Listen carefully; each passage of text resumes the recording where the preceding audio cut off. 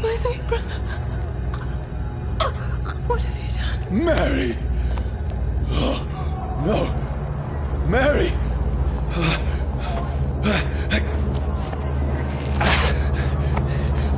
Hold on!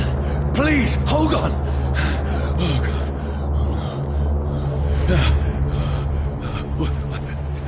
Mary. Mary.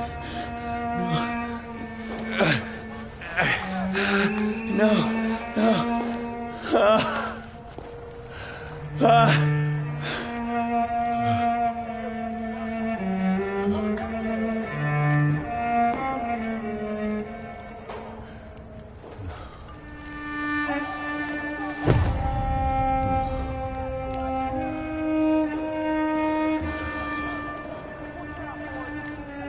This horror.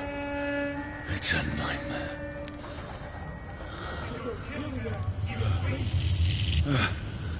No! Please, a moment, let me explain!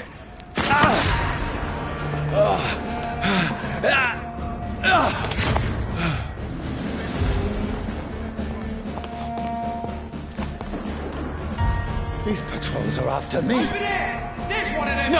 No! Don't shoot! This is a nightmare. I need to get out of here.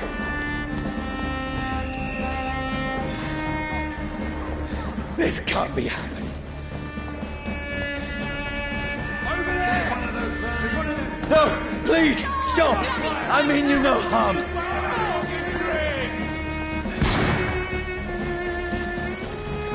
What's going on? Oh, Mary. What have I done? What's all this about? Shit, where'd it go? Now, I can defend myself.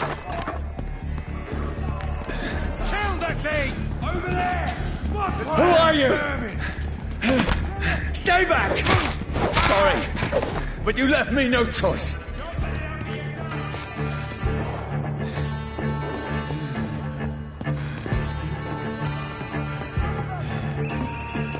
Who are you? Stupid beast!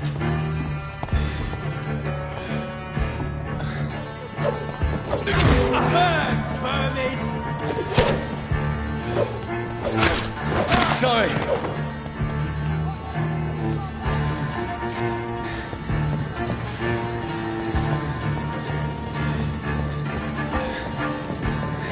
It's a leech! Kill it! No, please, stop! Who are you? There's one of them vermin! What do you want?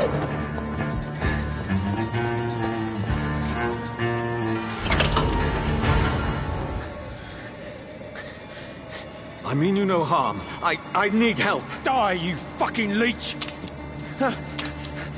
Please, listen to me. I can't make any sense of this. Shut up, beast! Who are you? What is this all about? What in God's... That'll do the rest of the job. Just leave me.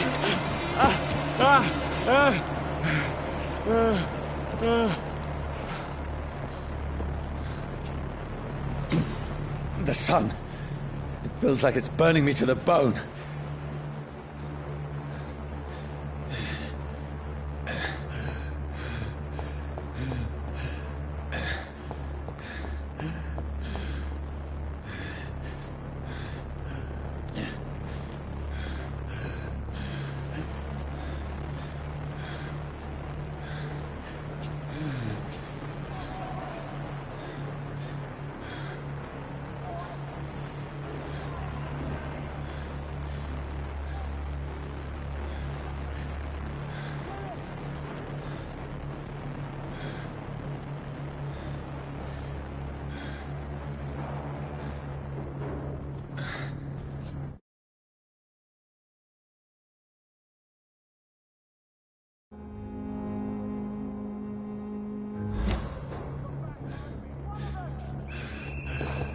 I need to find somewhere to hide. Let me go!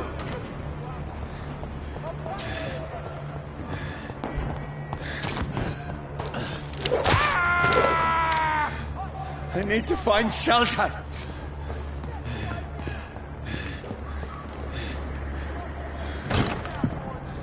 Is anybody there? What is this place?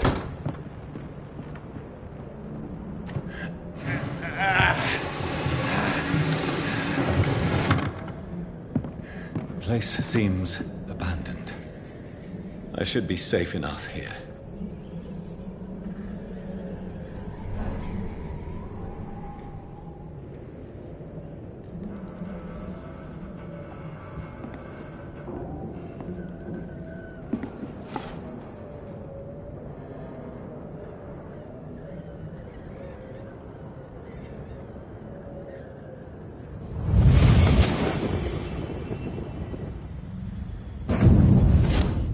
Brother, what have you done? Mary! Mary! Mary, I'm sorry. Whoever did this to us, I will find them.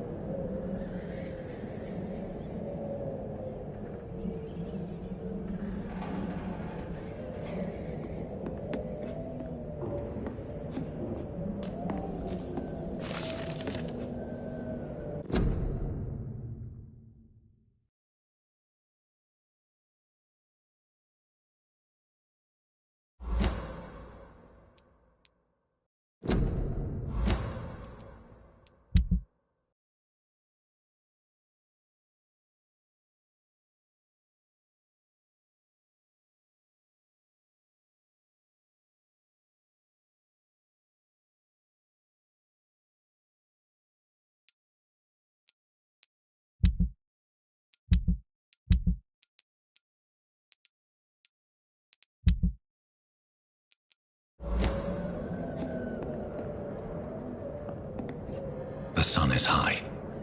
I cannot leave now.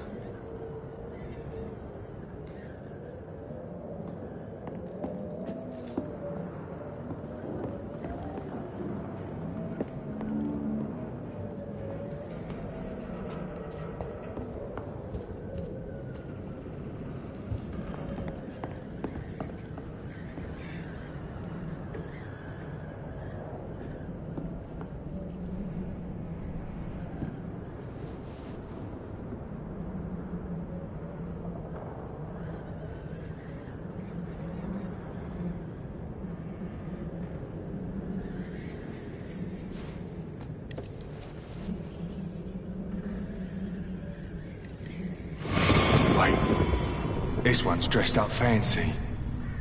Let's run through his pockets. Picking the dead's pockets? Are you serious? I've still a rent to pay. He's got no more responsibilities.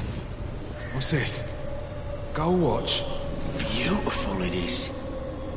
We fancy it and share the takings. I suppose we are undertakers. Now, give him an Eve.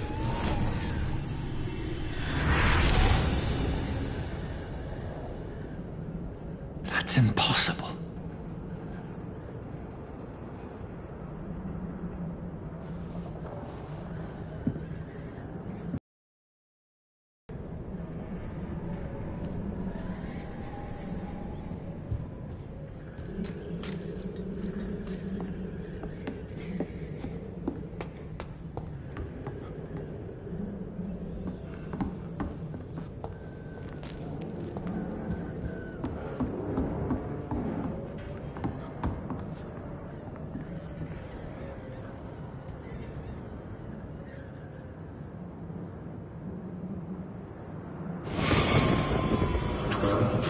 for the Red Queen that sleeps under crown stone, that she might linger longer, her eyes as white as gold. Who goes there? A prayer for the summoned by warrior song. A child born from darkness must take scent of his. Who's there? Are you referring to me?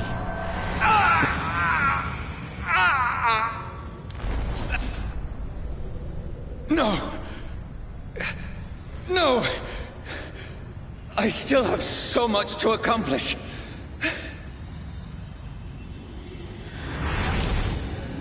I still have so much left that needs doing.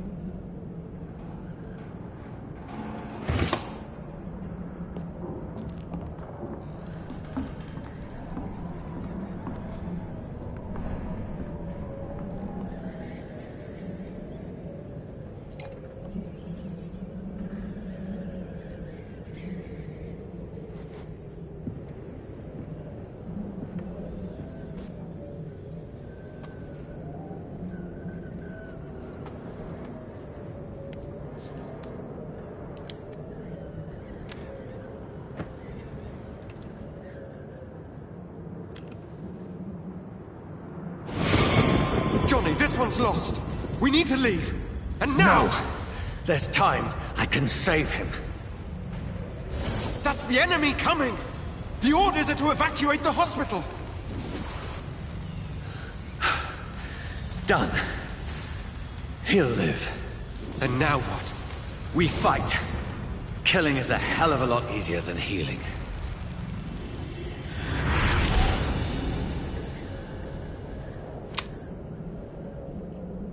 No, it never got easy.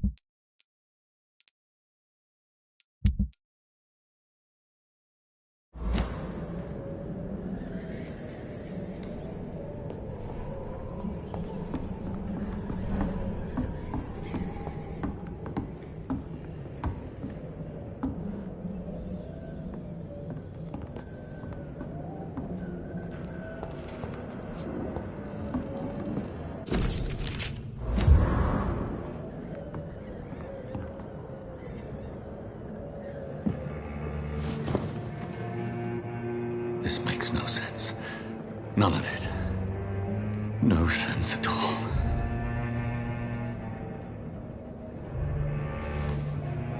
It's a nightmare. That's it.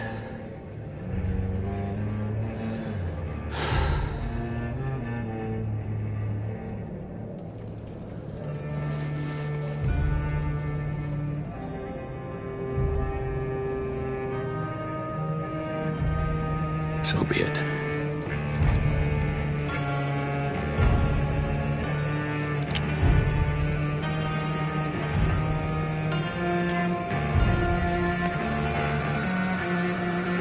Rational thinking only.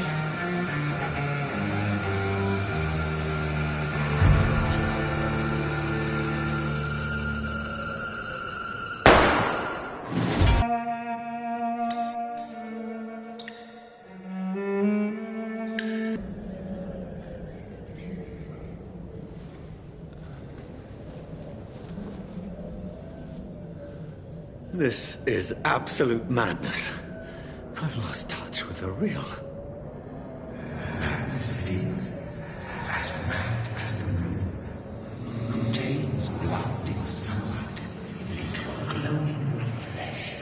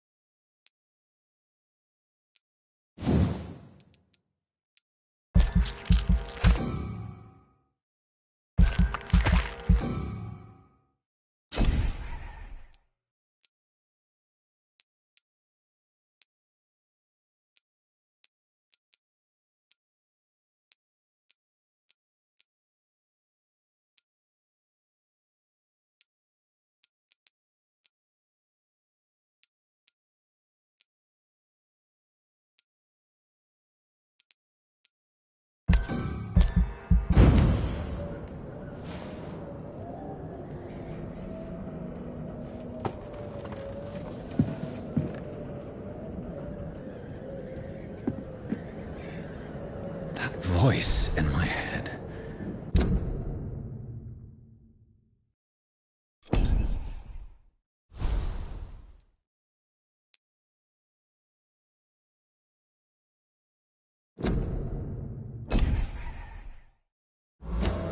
If I'm not mad, then it must belong to the one who made me what I am. I must find him to understand what I have become.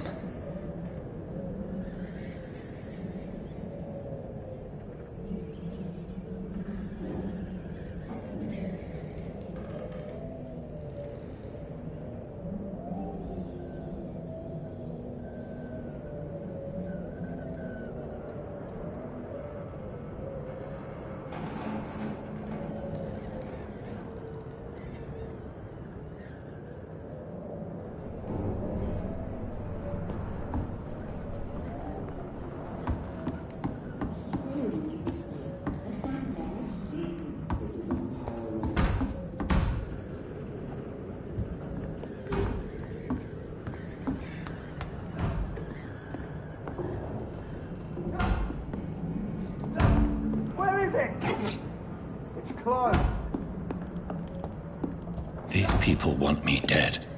I need to leave now.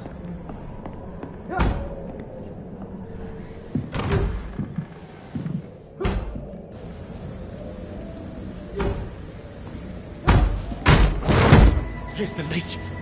Here!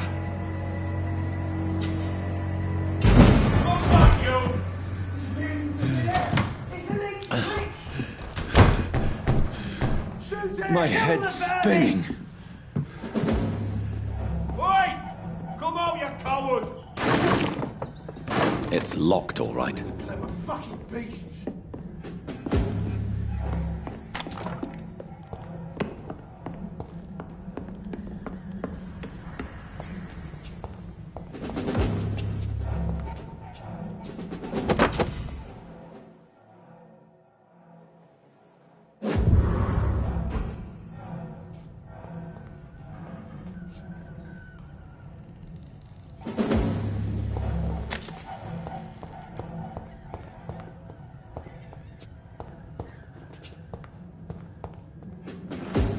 I'm still in Southwark. I must reach the West End. Die, vermin!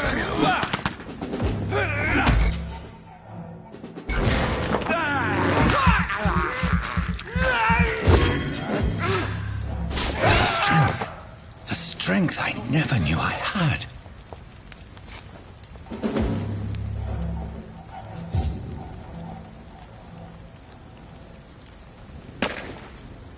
See them fancy clothes? This one's a top! This shouldn't be possible. It's a killer!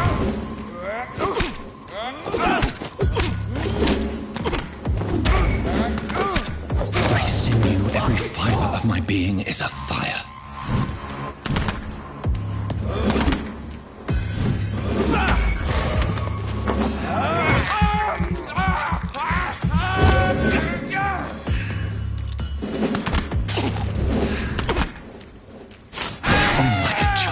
Learning the limits of my body.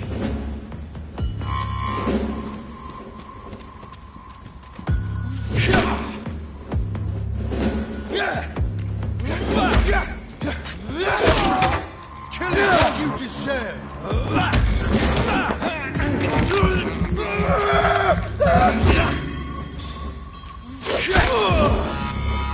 My strength, my reflexes. I'm not human anymore.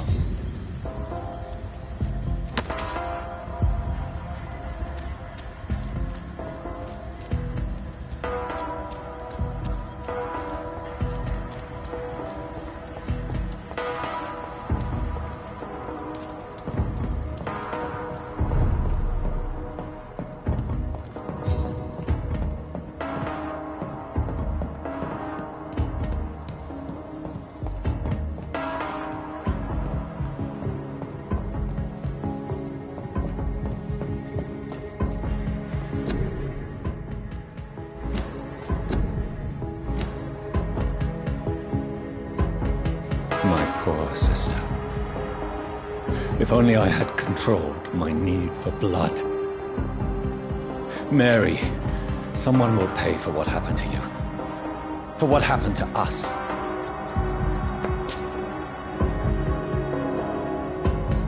It's locked. I cannot enter.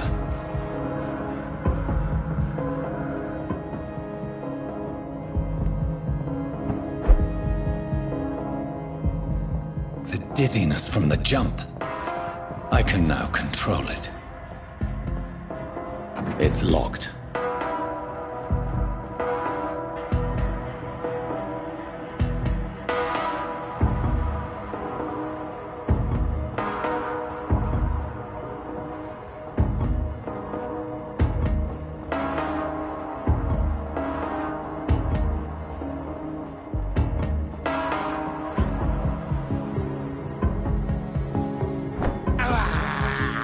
I have this thirst for blood.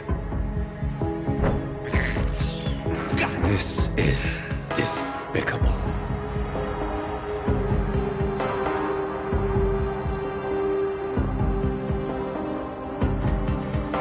What will London have to say to me? I've so many questions unanswered.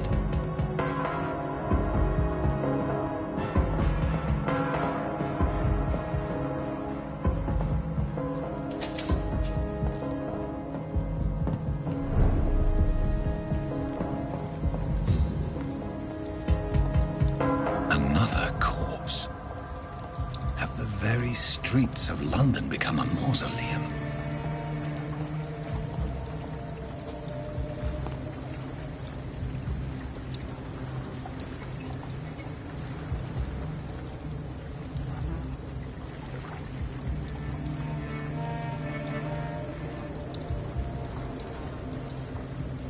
The man has been drained of all blood, but I can still smell the scent of it. I follow the scent's trail. Perhaps it will lead me to my assailant.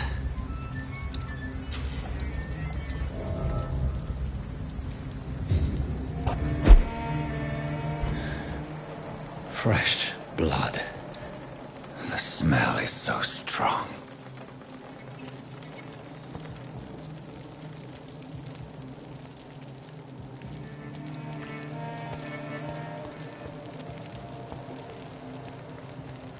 Where has everyone gone?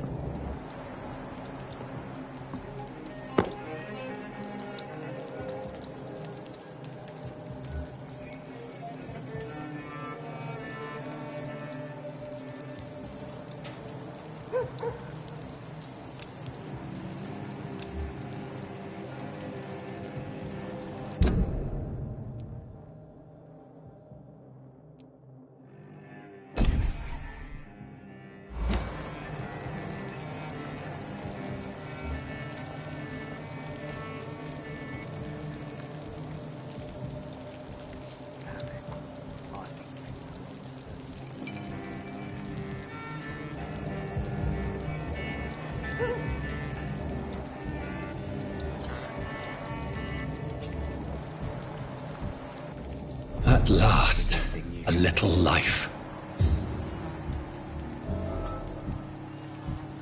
I think I'm losing my mind. I should just run as far away from this place as I can. Welcome, sir, to the Turquoise. There's gotta be something can be done to get out of this bullshit mess. I hope I live long enough to see them wet boots. Whoever he may be, the killer recently entered this bar. Maybe some of the locals saw him.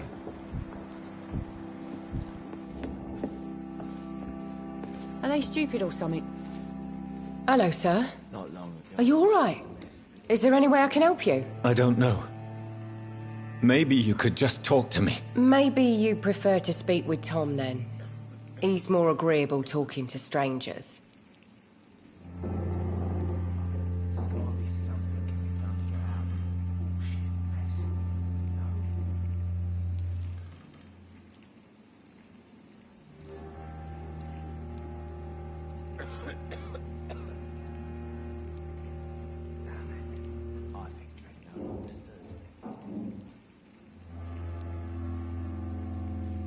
I just want to talk. I didn't mean to scare you. I'm not afraid, sir. It's just I've other customers to take care of. I only see one customer. Oh. Well, yeah, of course. I mean, I best check on them.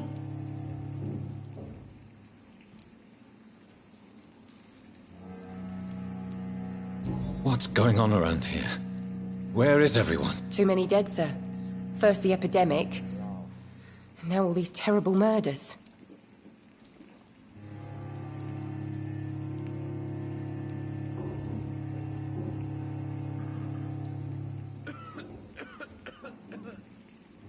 What have you heard about the epidemic? There's a Spanish flu. Yeah. Killed so many last summer. Thought we'd seen the last of it. Dozens dying every week. Are the authorities doing anything? Nothing. There are so many quarantine zones in London now. It's gotten really hard to travel across town.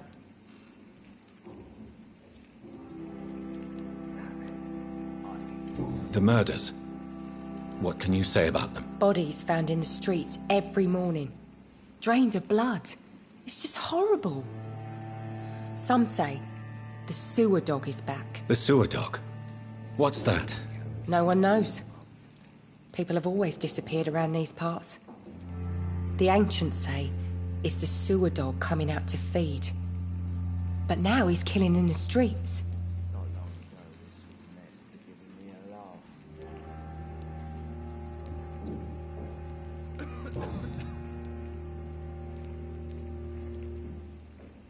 I'll leave then.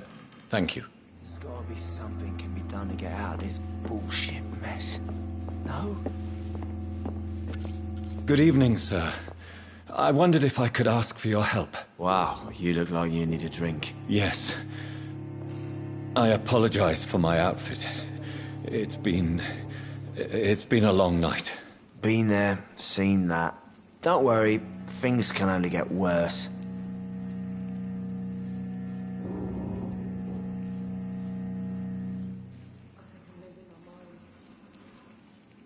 Has anybody entered the bar recently?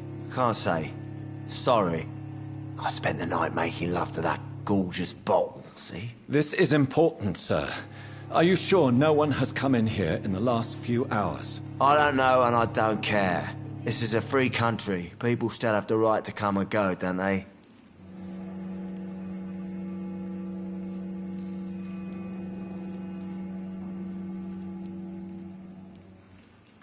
What's going on around here?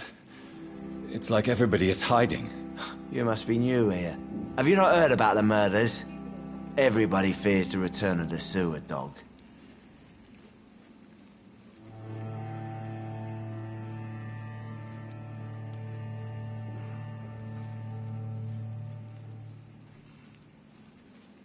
You make it sound like it's a fairy tale.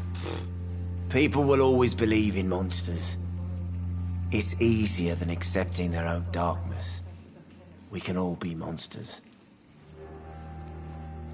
Who is this sewer dog? It's the local bogeyman. Convenient answer for every crime that happened for decades. You murdered someone, Blame the sewer dog, eh?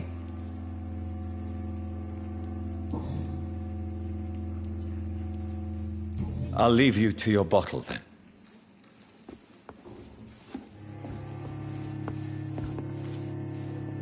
My God, sir, you look like Jonah's whale just spat you out of hell.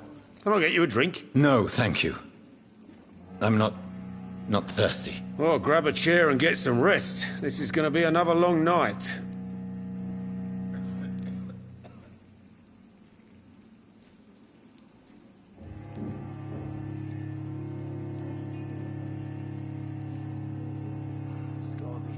Why is it going to be a long night? You must be new around here.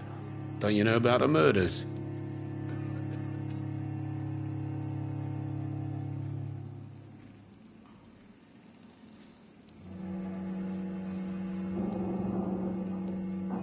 Do the police have any leads on a suspect? Even before the outbreak, coppers never came round here. We're on our own. People die in these parts all the time, and no one cares.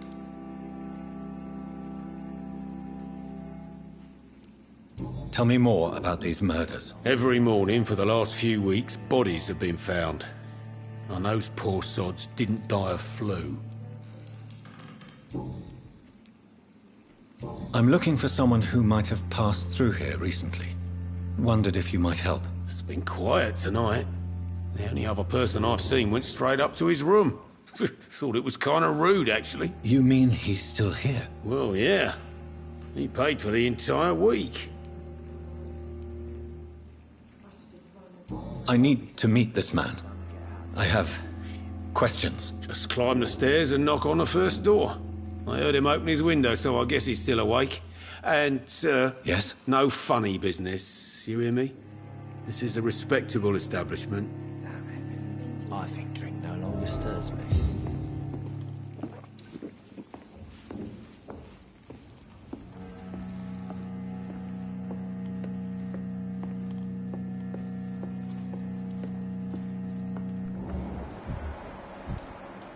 I hope I live long enough to see them wet boot boys get what's coming. This is no place for you.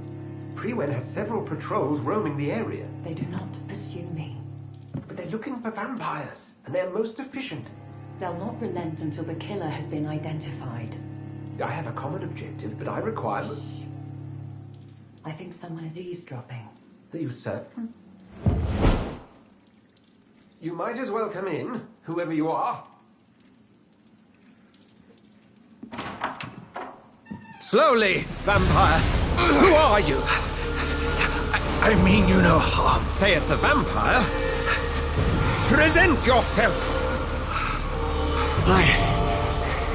I need a word.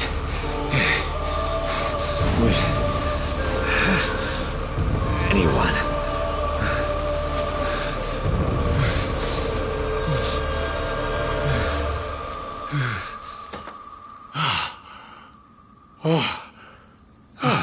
Well, that's something I can do for you.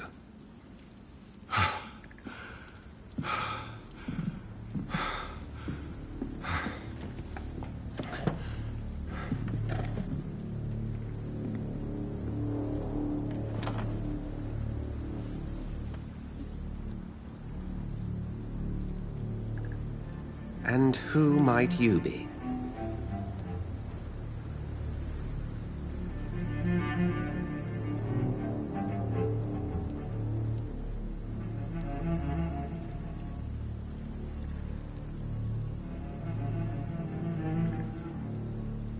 I'm not sure that I know anymore. Might I at least learn the reason of your presence? That's none of your concern. Sir, you have entered my room in the middle of the night, pale as a corpse and shaking like a tree. So please, indulge me. Someone is molesting people. In fact, killing them. Biting them. The calling card of a vampire. Like you.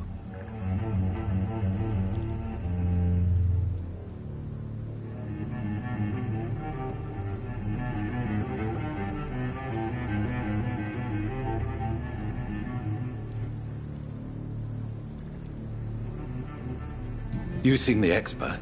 How would that be? I have my secrets, as you have yours. Then if you are not a vampire, who or what are you? Dr. Edgar Swansea of the Brotherhood of St. Paul. I'm performing an independent investigation here in an attempt to understand precisely what is going on.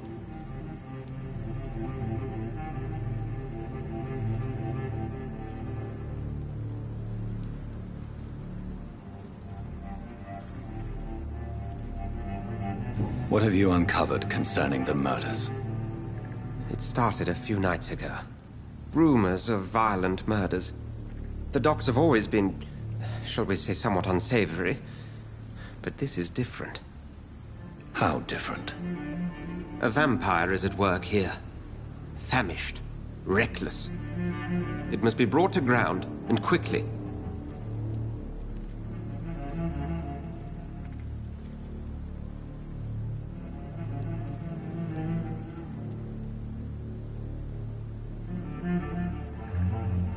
And what exactly is this Brotherhood? Sir, if the name is not familiar to you, then we shall discuss it another time. I heard another voice, that of a woman. Who were you talking to? Ridiculous. I've no idea what you're talking about.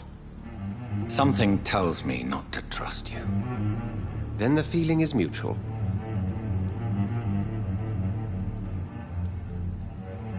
Then help me find the culprit. I may. If you'll first tell me why you opened this door. I followed a trail. The scent of blood from a recent victim. It led me here. You thought I was your aggressor. That explains a great deal. We're both chasing the same shadow.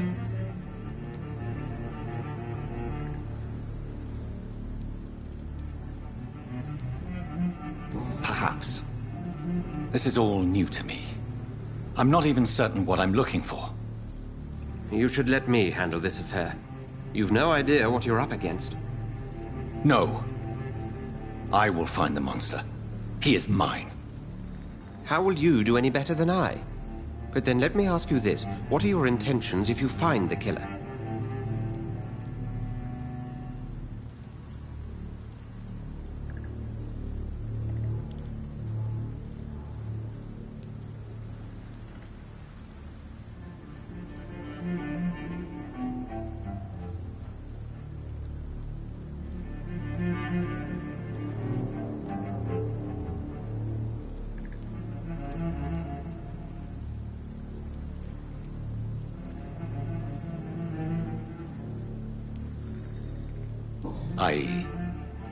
I don't know yet.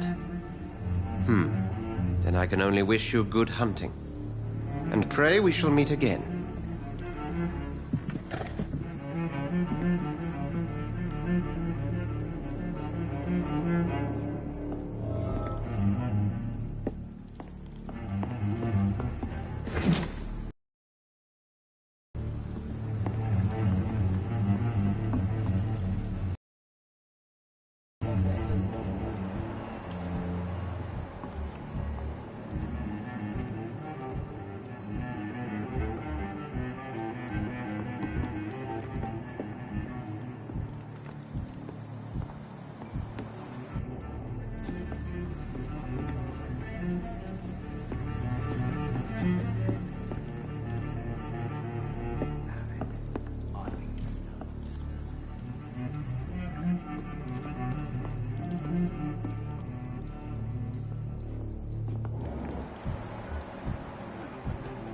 If Swansea is not my attacker, it means somebody else came here tonight.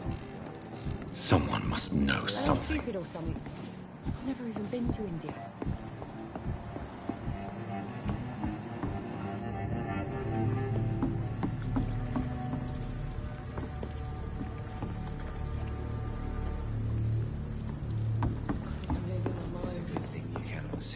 I should just run as far away from this place as I can. I cannot enter.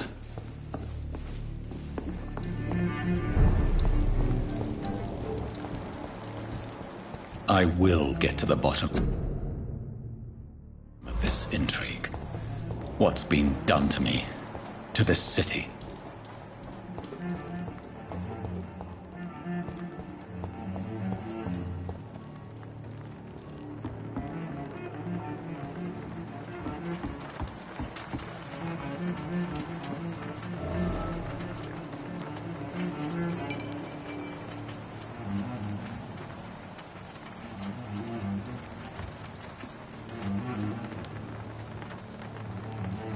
Her body is still warm. This man has just been drained of blood.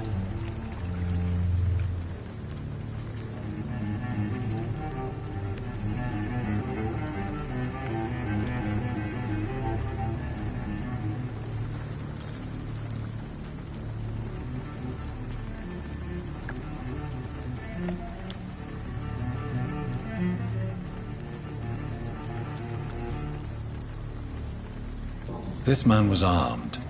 He tried to defend himself. This corpse has been dried of its blood, just like the previous victim. Blood and empty gin bottles. This bishop fellow is something of a heavy drinker. What's this? Some sort of note.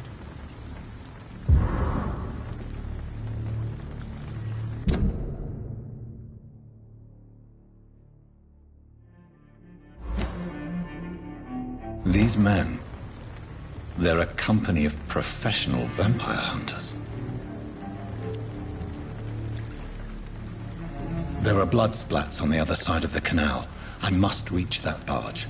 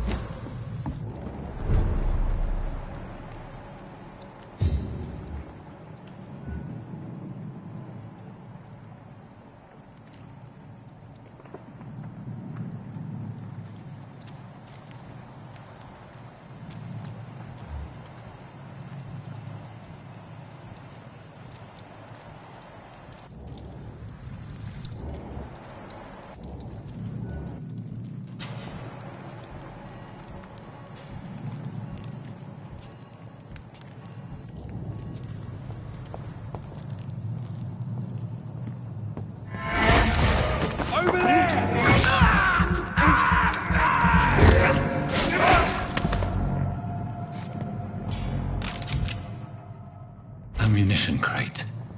Good. I may need a lot of bullets.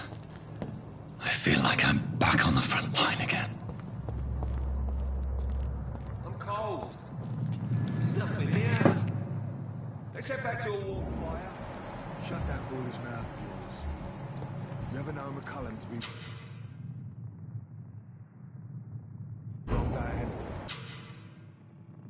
Right. No time I can remember. But I've only been part of the guard 3 weeks to the day. All the more reason to shut it, Mr. Billy. If the man says a bloodsucker's dug in here, you've got one job, and that's to find it. And find it fast. Fair enough, Tom. But why do they hide where it's so damn cold?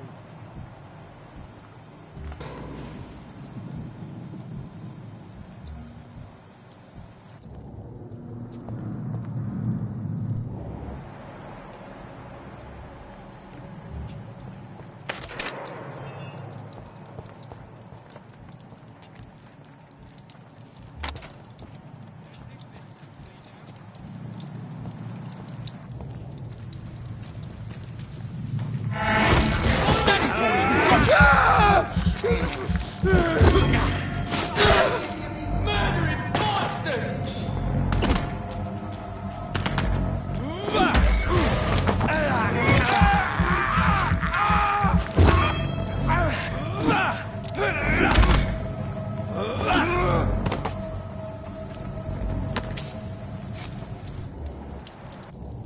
I like their screams when you burn them alive. Over there! Let's put it up! Fucking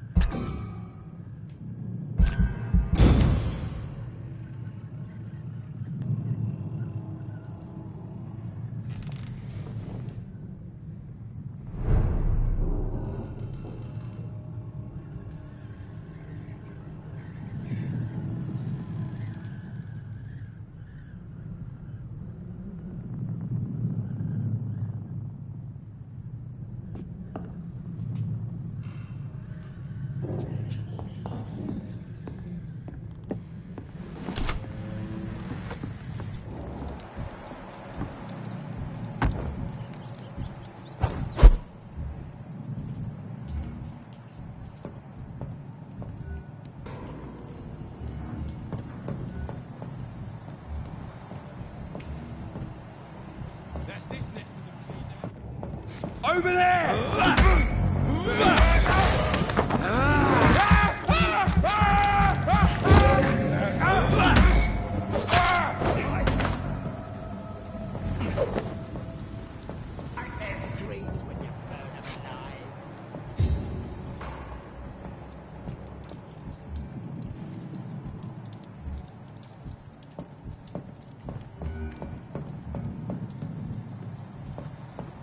We won't see any of these bastards back here again.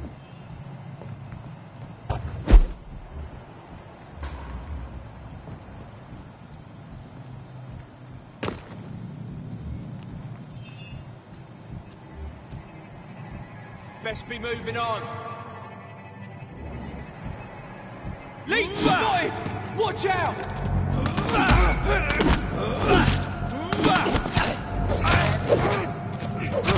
He's dead!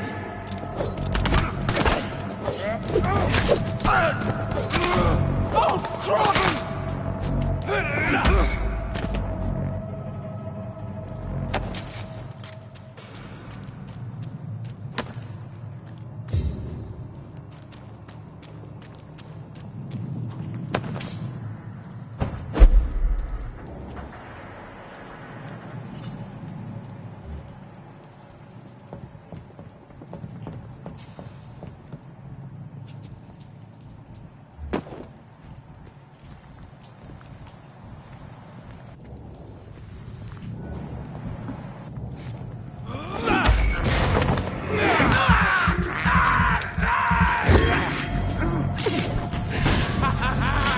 Don't like burning, does it?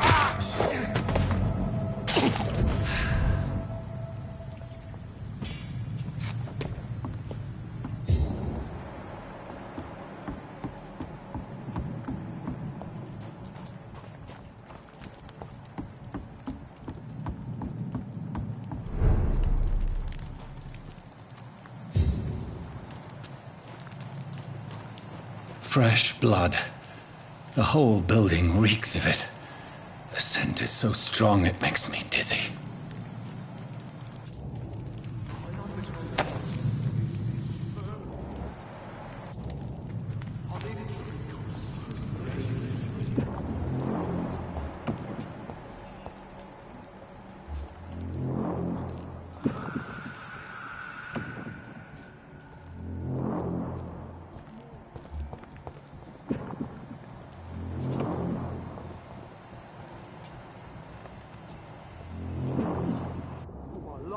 Dearest friend.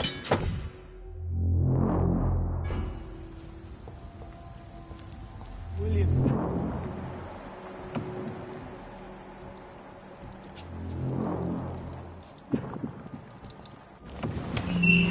This place reeks of bloodshed.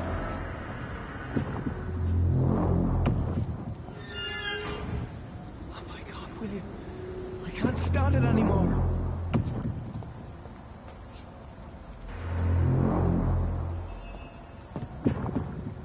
This creature is bedeviled. I must put it down.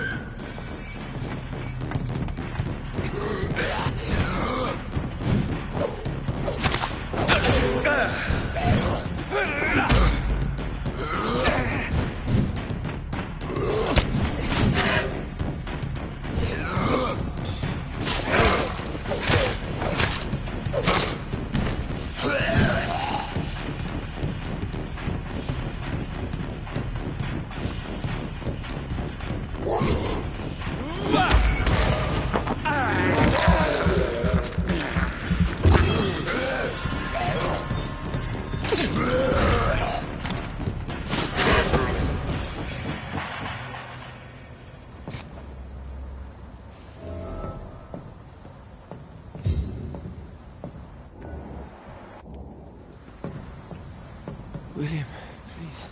William was an honorable man. I could have saved him. Mr. Hampton, are you in there? I knew him well, another lost soul, a kindred spirit. Sir, listen to the sound of my voice. I am... from shock.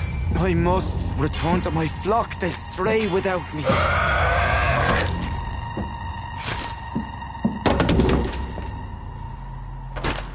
Remember, certain skulls are every bit as resistant as we are. Who are you? What do you mean? You truly are a newborn. I should have realized. Wait. You are the woman from the bar. Are you... like me? Can you help me? I believe, sir, I already have.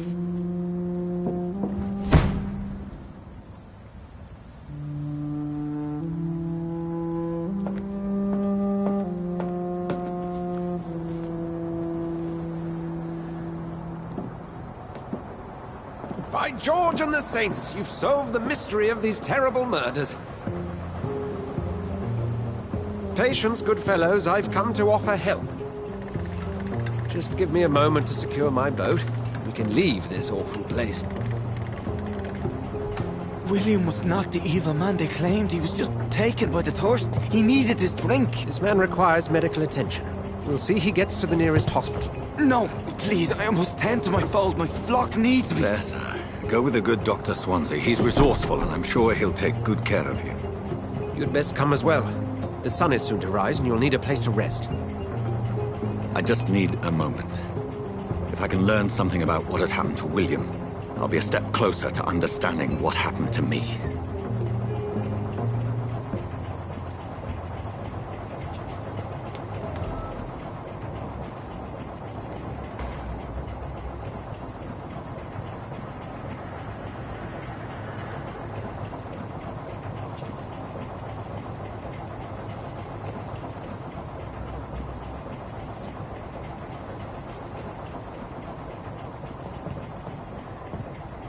This poor creature can't be my maker. Could it be some subspecies of vampire? I must find a place to analyze the blood.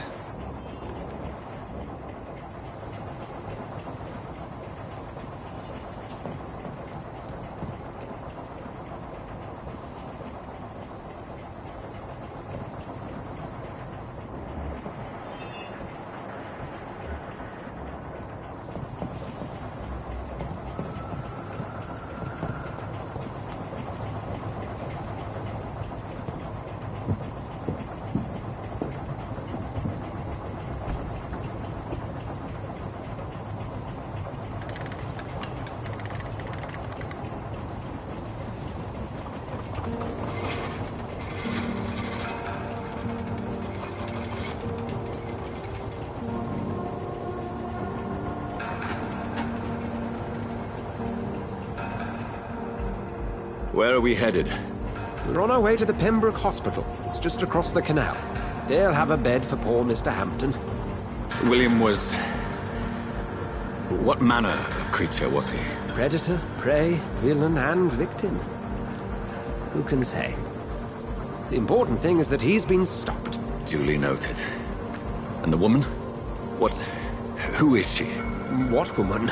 Oh, don't play me for a fool. You used me to locate that skull. You must know who she is. And I thought you a gentleman. You shouldn't talk about a lady behind her back, but I will tell you she values her privacy. Were London as peaceful as she appears from the middle of the canal? If only that were the reality of the situation. To be honest, I've always tried to avoid this part of town. Pembroke Hospital is the last bastion between the rest of London and the epidemic. The flu has decimated the East End and the war still rages. Welcome to the front lines of a plague. This is where you work, Dr. Swansea? I am the administrator of Pembroke Hospital. I thought you were here in service of your mysterious order, the Brotherhood of... Of St. Paul's Stole, yes. But first and foremost, I'm a man of science. A physician, like yourself, Dr. Reed. How do you know who I am? No need for modesty. You are Dr. Jonathan Reed. A surgeon of some caliber and renown, if I'm not mistaken. You are correct, sir. I knew it! I had my suspicions. But when you took the blood sample from the corpse of poor William, I was certain. Dr. Reed. Marvelous. Have we met? I attended 3 of your seminars before the war. I have the utmost admiration for your research. And what a turn of fate. England's most esteemed blood specialist, returns to London a vampire. That word, again. From a so-called man of science. I understand. Traditionally, the role of science is to refute myth, but when myth walks among us, the Brotherhood of St. Paul has dedicated its purpose to their study. There's so much for you to learn. Of that, you are right. Well, then let me be blunt. Join my staff at Pembroke Hospital. As a physician. I suspect you'll not find a better post of employment to contemplate your predicament. This is sudden.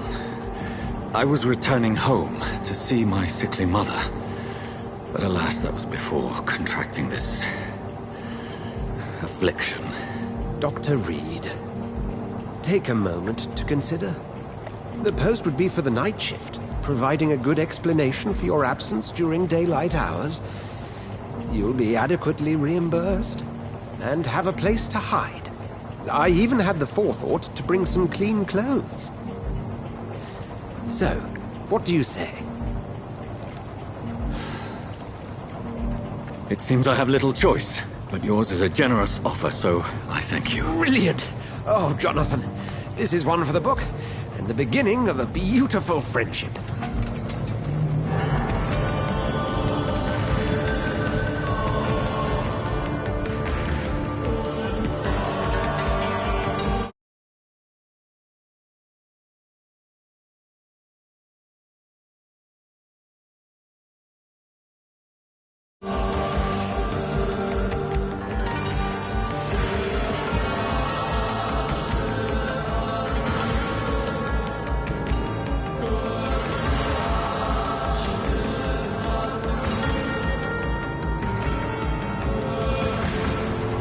Dr. Swansea, thank goodness. I was beginning to be concerned.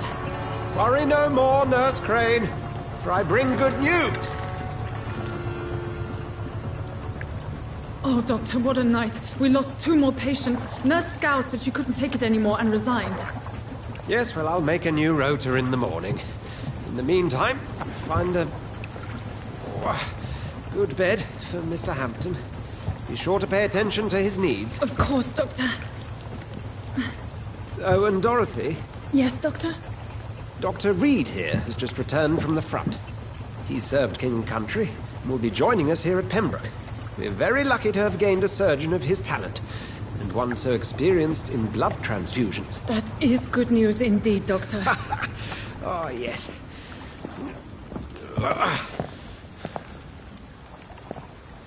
Here at Pembroke, it's not what we have, but what we haven't. It's only thanks to Nurse Crane and the staff that our ship doesn't sink. If you have any questions, just ask her. Duly noted. Thank you. Your assistance is required, Dr. Swansea, immediately. Welcome aboard, Jonathan.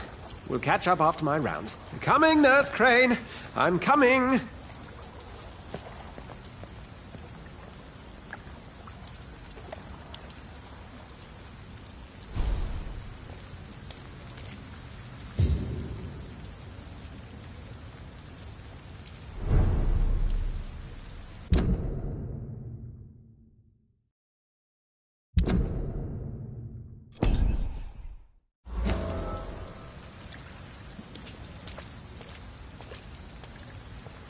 We'll have a word in my office later, Jonathan.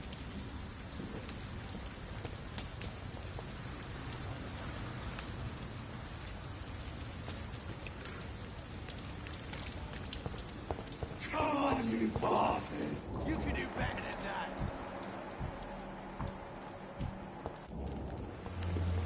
Nah! It's my turn!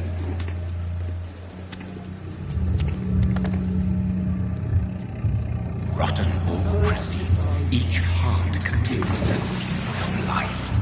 Drink at this river, try it all.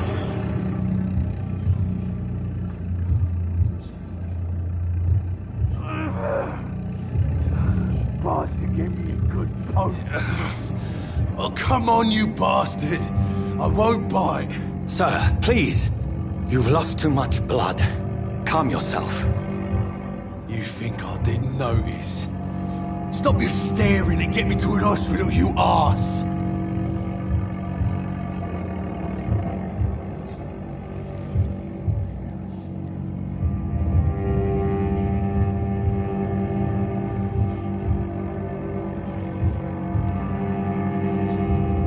I've a mind to let you bleed out.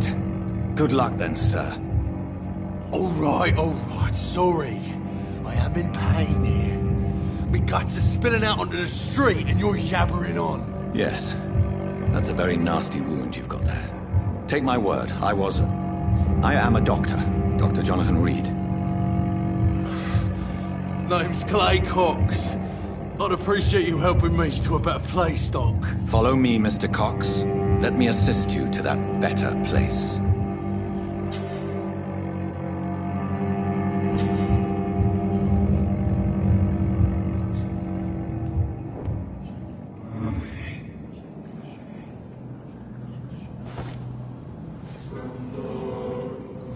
Bring this fading light into the shadows. Dance with him the dance of life and death.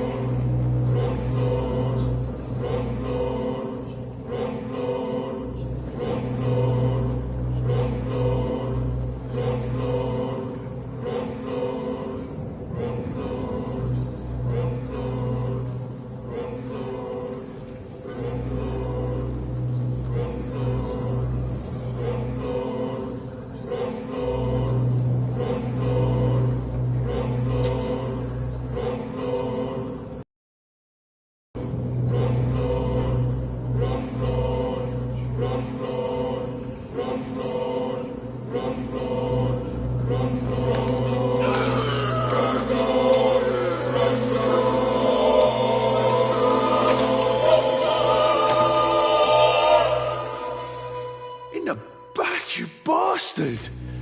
Didn't have the guts to fight me. Fuck you. I'll kill you. I'll kill you.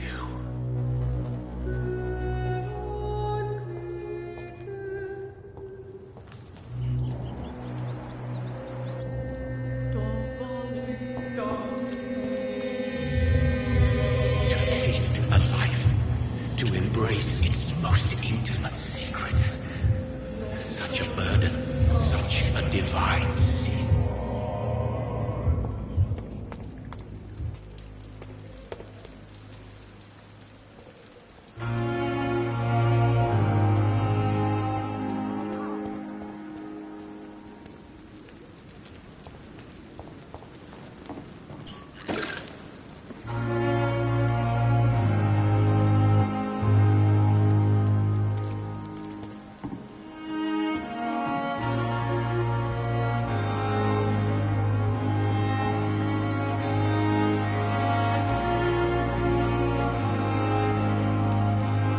Doctor, where have you been? I've little time to play hide-and-seek with new staff members, no matter how illustrious they may be. I apologize, nurse. I needed some time to myself. This has been the longest and strangest night of my life. You delivered poor Mr. Hampton from a terrible fate. The means to that end should be of little concern, Doctor. Thank you, nurse. What can I do for you? Dr. Swansea insisted we provide you a quiet office. You'll find it on the second floor with your name on the door. Thank you. Nurse Crane, isn't it? Yes, Dorothy Crane.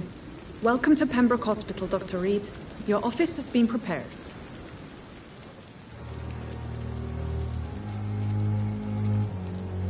I would like to ask a few questions first.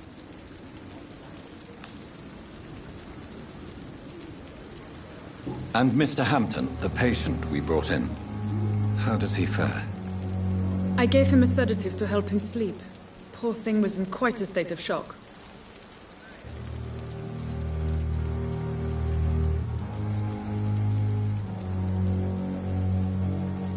What kind of man is Dr. Swansea? Well, you accepted the job from him. I thought you would have known about your employer. It's right to assume Dr. Swansea knows far more about me than I do about him. You'll get to know him soon enough, and better than me. The administrator has better things to do than mix with us.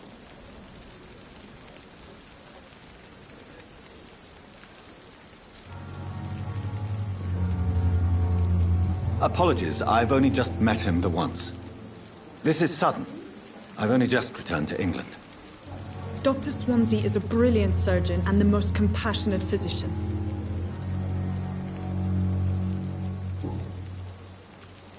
If you could point me in the direction of my room again, nurse. Second floor of the hospital, left after the stairs. It's the last vacant office at the end of the corridor.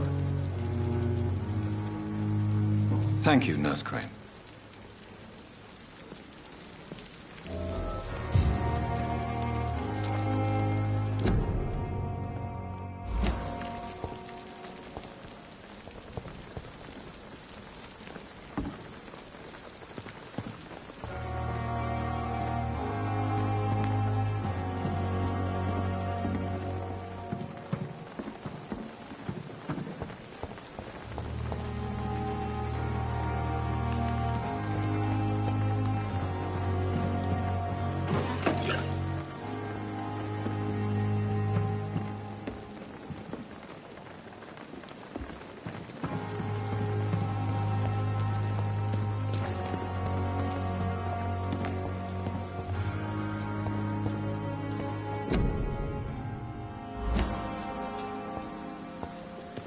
Dr. Swansea is right. This place seems perfect to conduct my research. Oh, please spare me, Dark Queen. Spare your obedient slave.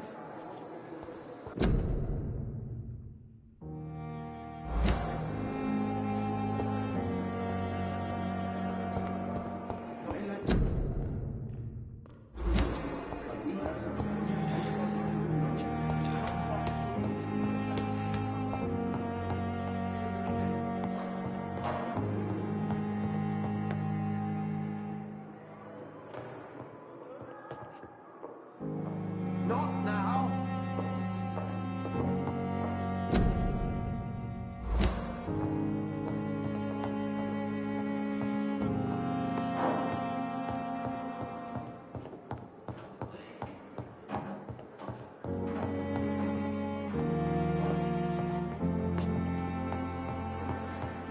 It's locked, all right.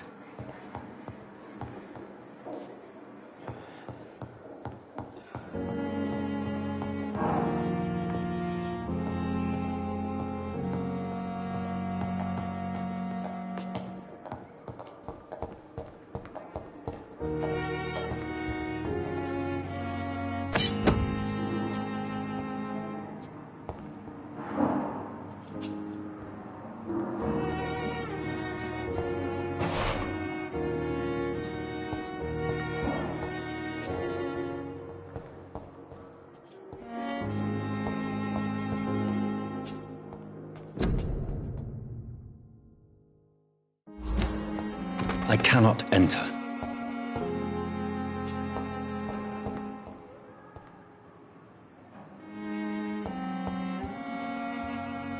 It's locked.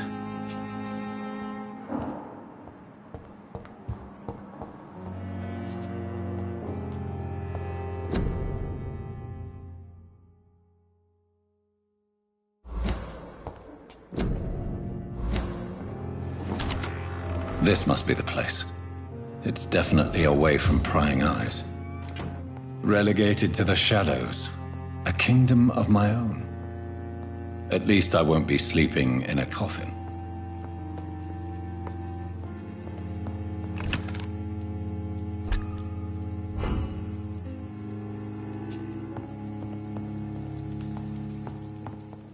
The flower's dying. It needs water.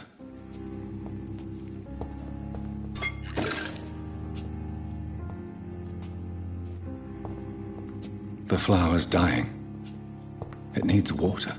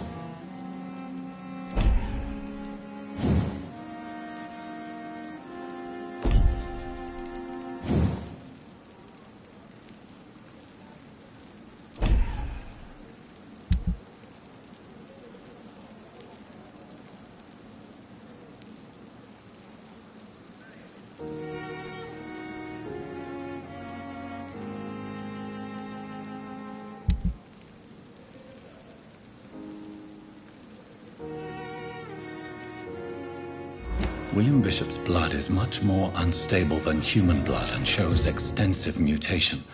But this is not what happened to me. I must keep on searching.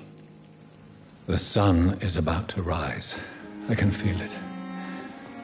I'll continue tomorrow night. I have so much time now.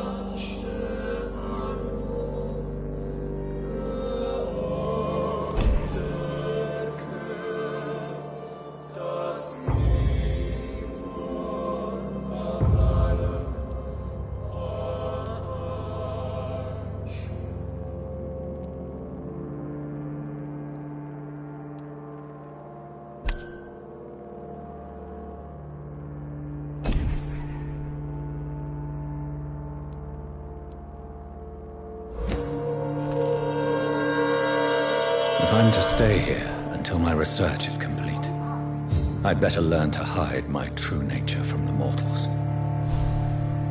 But what about my thirst for blood?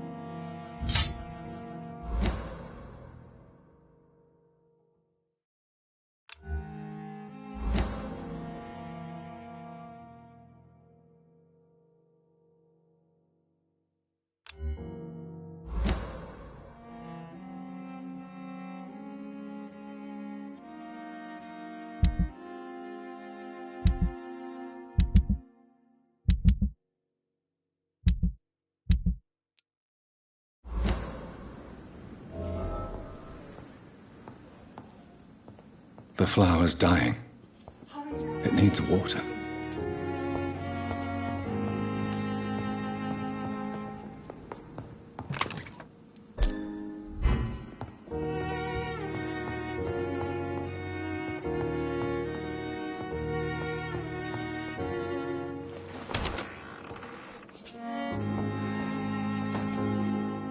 Yes, Nurse Crane? How can I help you?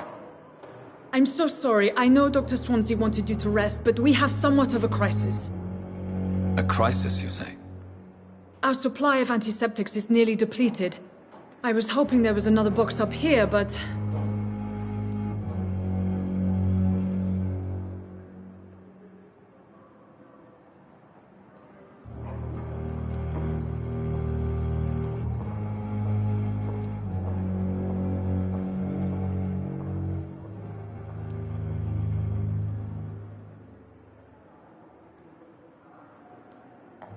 Nurse, this room is off-limits, and I'd prefer to keep it that way. Make sure the rest of the staff are so informed. Of course, Doctor. And what about the antiseptics? Or do I inform the staff that you're too busy? I may have a solution. In France, during the war, drugs shortage was a daily problem, and we had to use our wits to overcome the shortages. However do you mean? If combined correctly, certain household chemical products can be used in a pinch instead. Now, where's the hospital storeroom?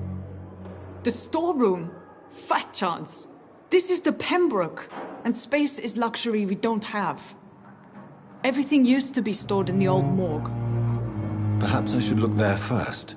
Where is this morgue? It's the large building behind the hospital. You'll need to go in the back door because it's been sealed off for sanitary reasons. Take this key. It opens a small back entrance at the end of a narrow street. The abandoned morgue behind the hospital. A small door at the end of a narrow street. On my way then. Thank you, nurse.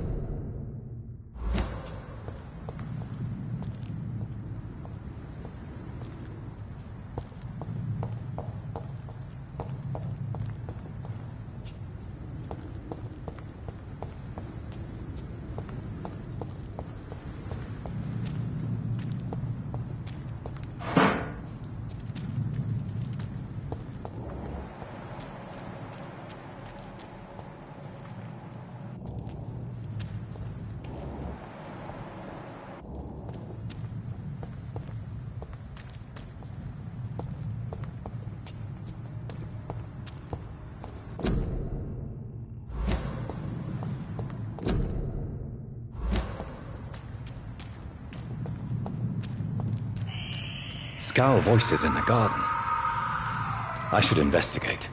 If they were to find somebody...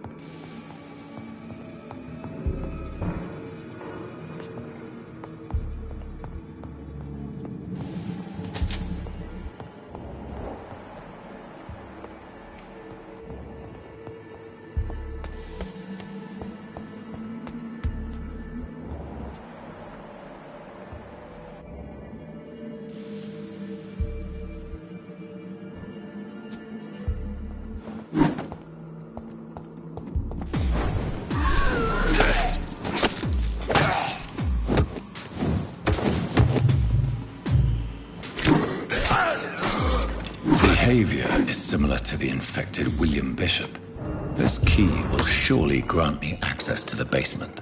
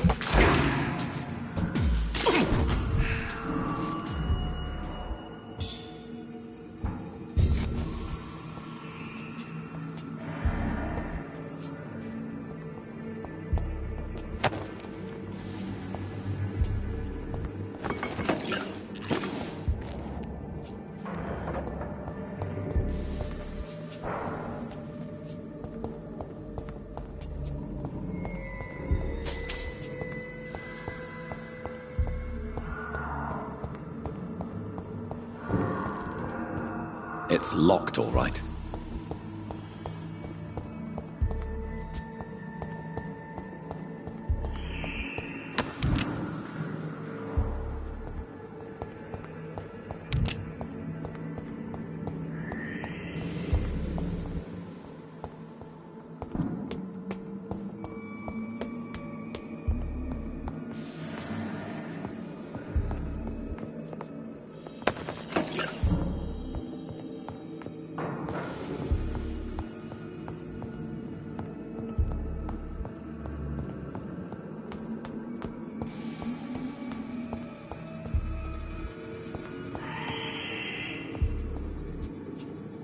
Balls of Mars. Fortifiers.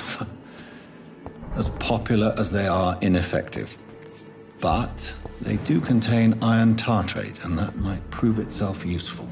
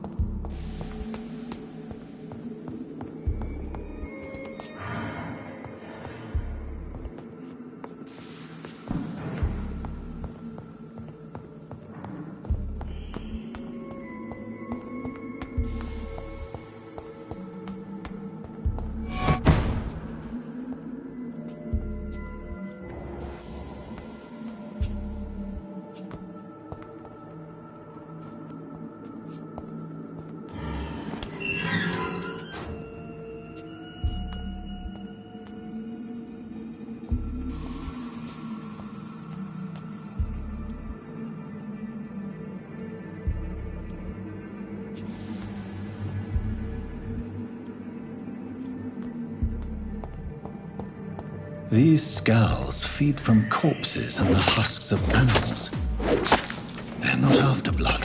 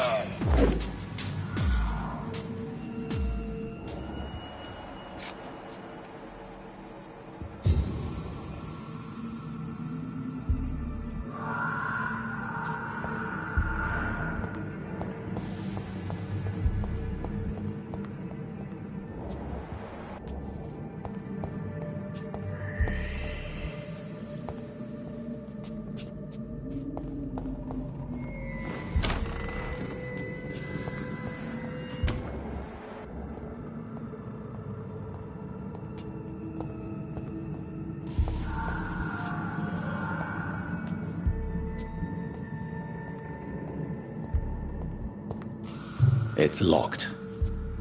It's locked, all right.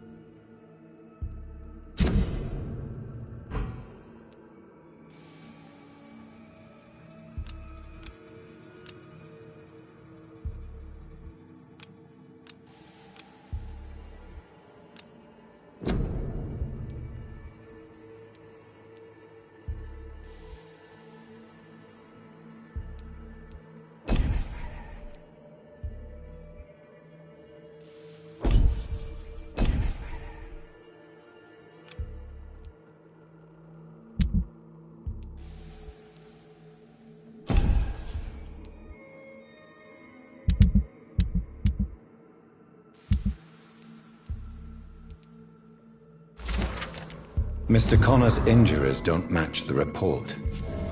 I'd better look into this.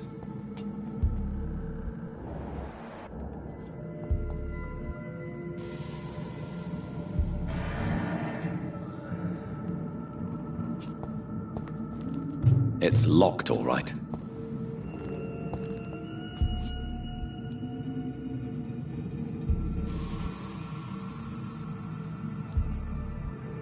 The chest was originally opened to perform the operation. The sutures are clean, but the chest has been reopened.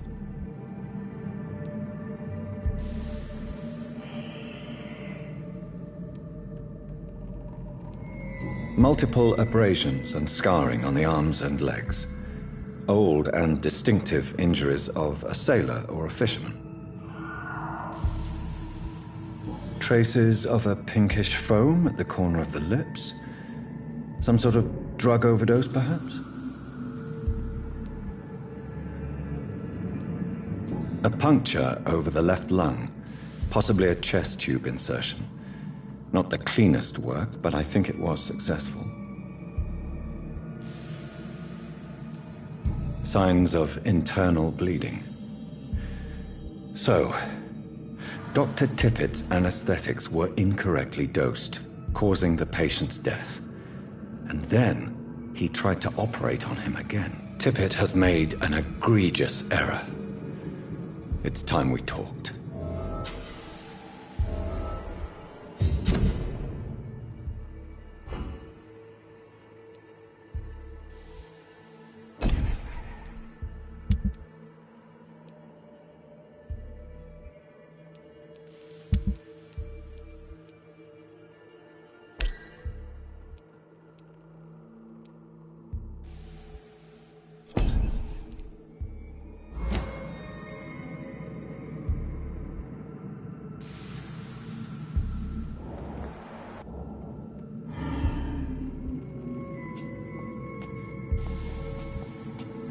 Tippett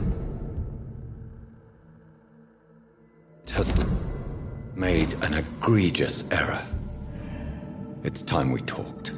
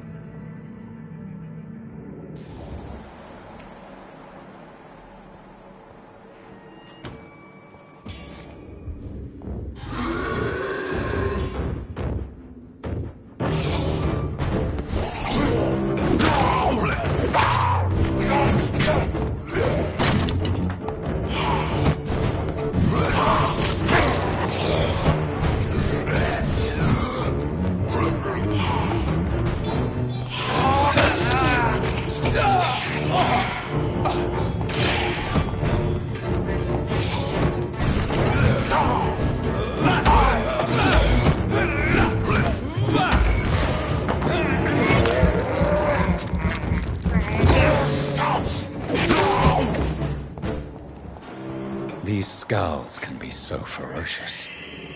I'm not sure I can defeat them without becoming stronger.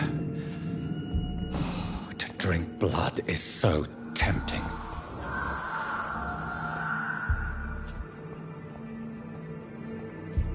Sodium hypochlorite. Dangerous to administer, but efficient in the proper dosage.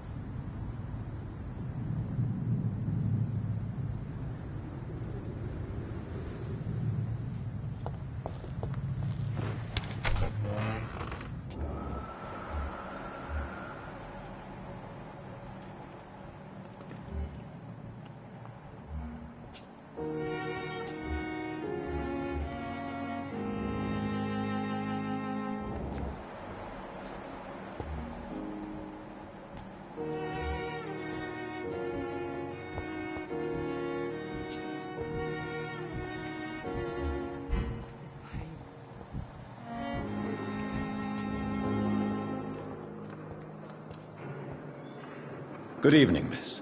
I'm Dr. Reed, the new surgeon at the Pembroke Hospital. And who are you? Your name has no meaning to me, mortal. You're nothing but dust blown by the winds of eternity. I beg your pardon? What are you begging for, mortal? My clemency? Well, tonight maybe I'm inclined to mercy. You'll never forget the night you met Thelma Howcroft. You keep calling me mortal. Why is that? And if I'm mortal, what are you? Well, Dr. Reed, if you must know, I'm a vampire.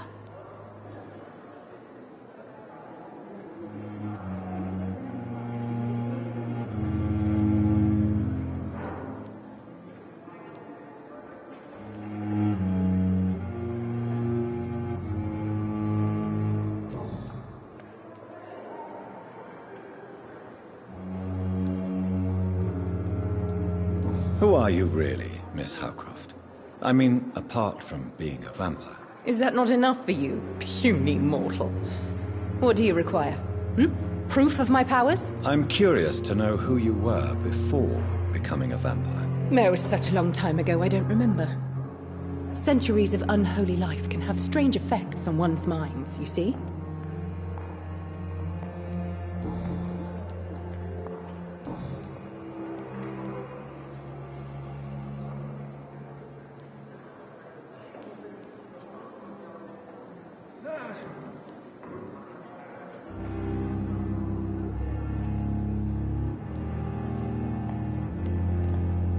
I'm assuming you must be a patient here.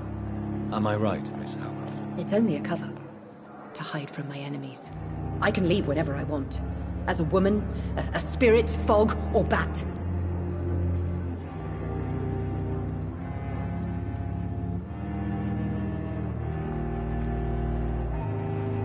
Who are these enemies you mentioned?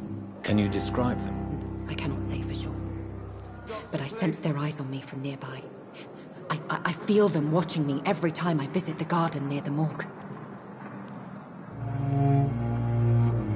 The staff here are not your enemy. They're here to help you, to care for you. I'm not speaking of the doctors in white. I'm speaking of the men and women who hunt me. For I am a vampire! I see. Don't worry. These people will not find you here. I'll personally make sure they leave you alone. Thank you, mortal, but do not interfere with them, for you are no match for those that hunt me.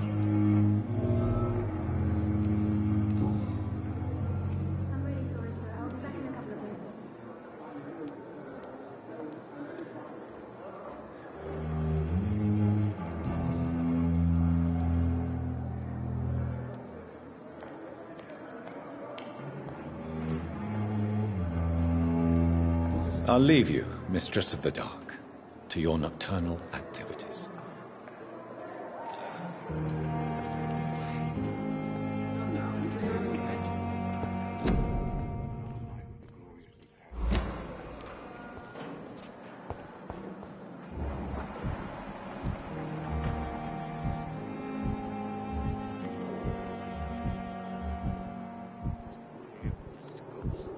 Nurse! So many deaths. A lot of my own life. Good evening, nurse. Good evening, Doctor. I don't think we've been introduced yet. My name is Pippa Hawkins. And I'm Dr. Jonathan Reed. Dr. Swansea has recently offered me a position in this hospital. Well, it's a euphemism that your help will be appreciated, Doctor.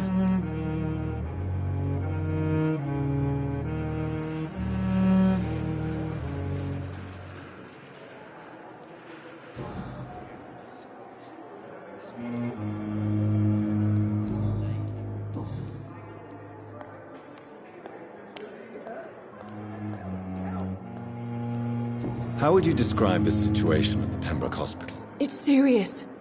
The flu is wreaking havoc amongst the staff and patients. We are running out of everything.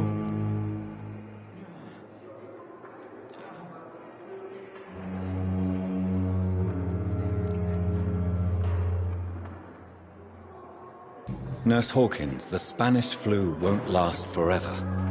Even the Black Plague didn't kill everyone. I wish I could believe you. But what if this epidemic was worse?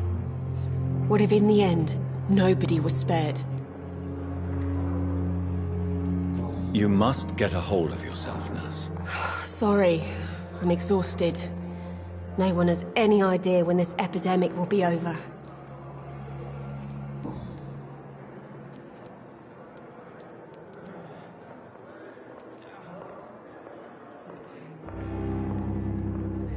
How long have you been a nurse? Well, long enough to see that the epidemic is winning. And no matter how qualified you are, don't tell me you'll change that.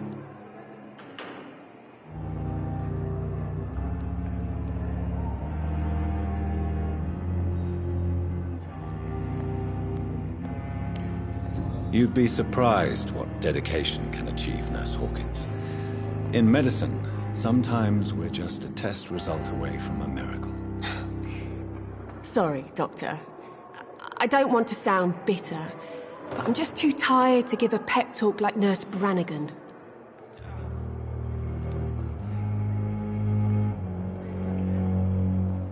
How is the Pembroke staff coping with the epidemic? Well, not well.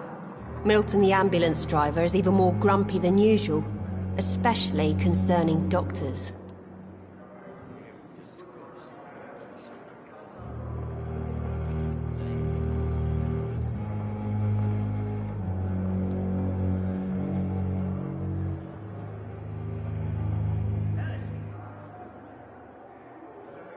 Why does Milton dislike doctors? I don't know. Just ask him. But be warned, Milton is not the chatty type. Why is Milton grumpy on a daily basis? Is it just an act? Milton's not the kind of man who's bothered about a bad reputation, whether he deserved it or not.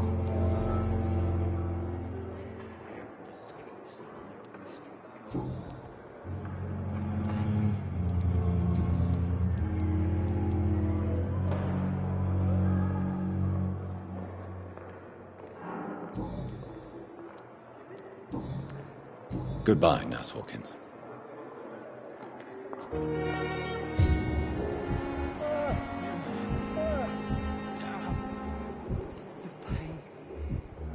It's here again.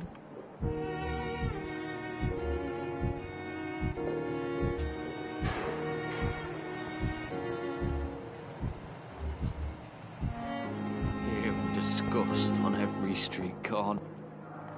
Good evening, sir. Can I help you? Unless you're here to fix my face. No. I don't think you can help me. I'm Dr. Reed. I've recently taken the position of head surgeon here.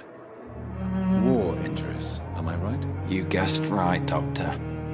German shell took my pretty little mug right off. But they still call me Thomas Elwood.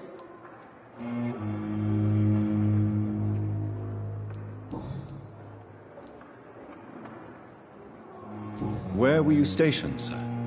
Did you serve for long? I really don't want to talk about all this shit. No offense. I was pushing too much. I served in France myself. I just wanted to know what happened to you. You were an officer, weren't you? Then I doubt we fought the same war, sir. No offense.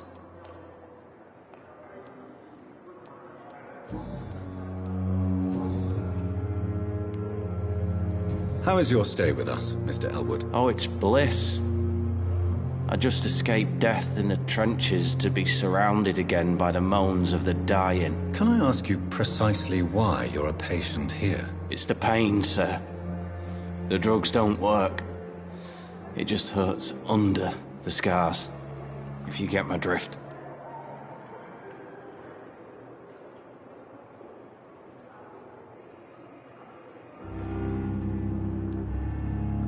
Can I do anything for your pain? Nurses gave me a bunch of pills. No effect. Told you. It's like the flames are under my skin, burning away. Who is treating you? Is someone in particular looking after your case? Nobody since the old and tired doctor spoke to me. Started to think I was forgotten about. Wouldn't blame you. You don't seem worried by that. My face hurts so much more when I smile or cry. I've learned it's easier not to speak. but be assured I'm smiling inside.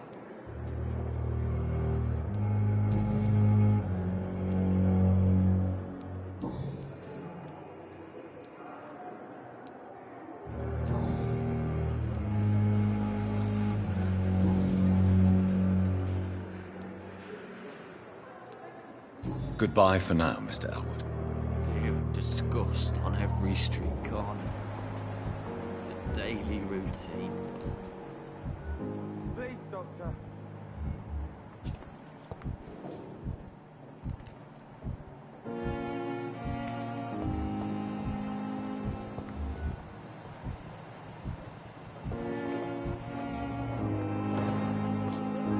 Good evening, Miss Howcroft. How are you tonight? I need blood, Doctor. Warm, rich, vibrant blood.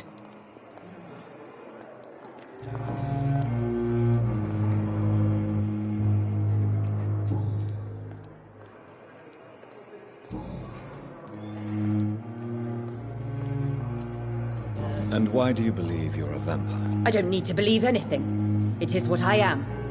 It is what I feel within this hollow shell of flesh.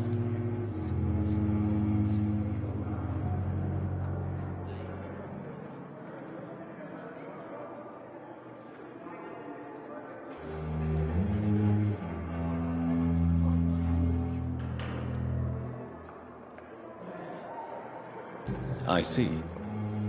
Have you ever heard of Cotard's syndrome, Miss Howcroft? Never. It's a mental illness discovered by a French neurologist named Jules Cotard. The affected patients are delusional. They believe that they are putrefying, that they are dead, a ghost or a ghoul, or in your case, a vampire. Delusional, you say? Oh, sad and petty mortal. You can't even begin to understand the concept of immortality. And you think it is I who am delusional. Please, describe to me how you feel. What is it like to be a vampire? I can hear my body crumble from the inside as my flesh cracks and fades. I sense the last pulse of postulant blood within my drying veins. I need new blood.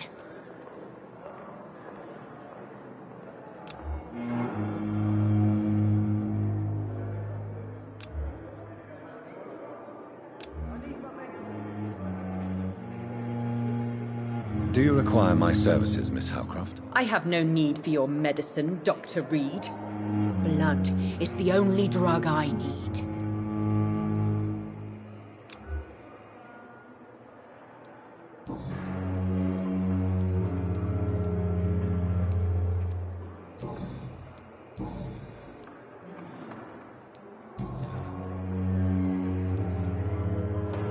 I'll leave you, Mistress of the Dark, to your nocturnal activities. I have wasted too much energy for so little result.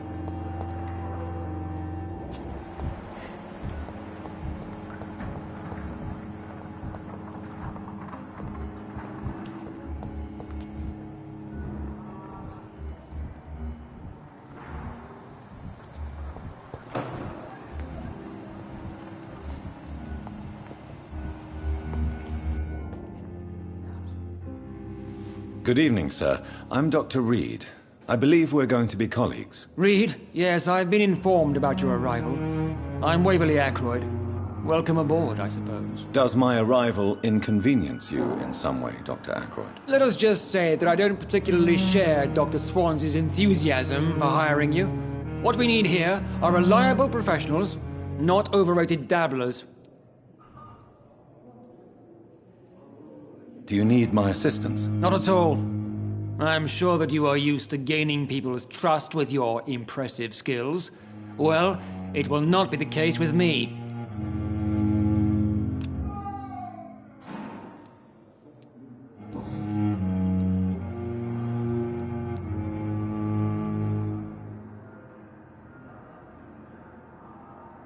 It seems you have bad memories of your military service. I refuse to see this industrial slaughter as scientific progress. War only reveals the worst in men. We can at least agree on something, Dr. Ackroyd. I don't know what you've heard about me, but I have already proved my value as a practitioner. I don't question your skills, Dr. Reed, but your motive. Is it money, fame, or are you truly dedicated? And what exactly is that supposed to mean? I served in the war just like you. But unlike you, I did not use the wounded to play the modern sorcerer. Be careful what you insinuate, Dr. Ackroyd. I only want you to admit you used those men to improve your theories.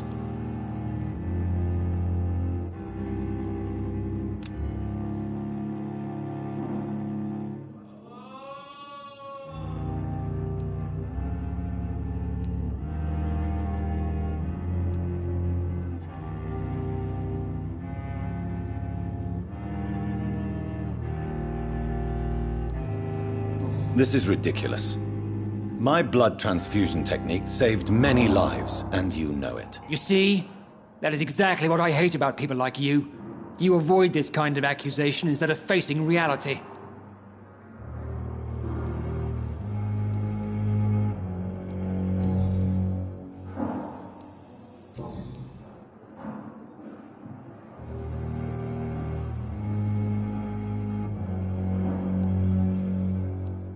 If you have a problem with me, Dr. Ackroyd, please feel free to tell me. Dr. Swansea has imposed your presence on this hospital without asking anyone's advice.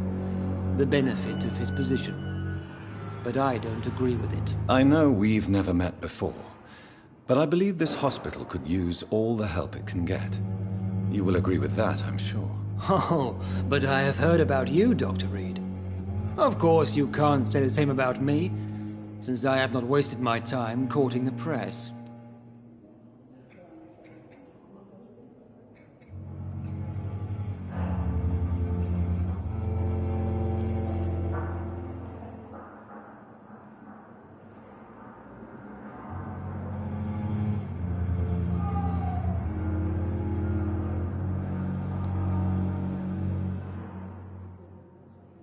You are going to change your tone with me, my dear colleague. And very quickly. I don't think so. Perhaps you think yourself protected by Dr. Swansea, but I am still a free man, and I will speak to you the way I want.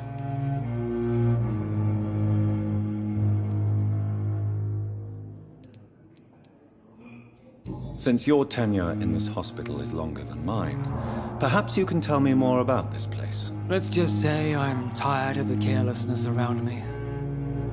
I have always respected the skills of Dr. Swansea, but over time his enthusiasm has become displaced. Carelessness?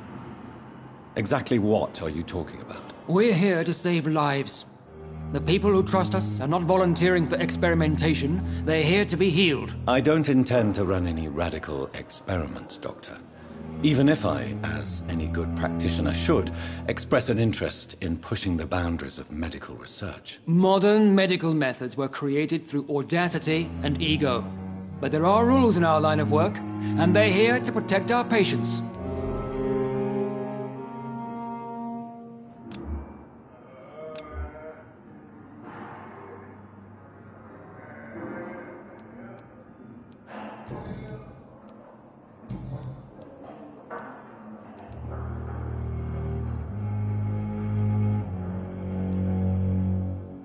Since your tenure in this hospital is longer than mine, perhaps you can tell me more about this place. Let's just say I'm tired of the carelessness. Carelessness? Exactly what are you talking about? We're here to save lives. I don't intend to run in... Modern medic...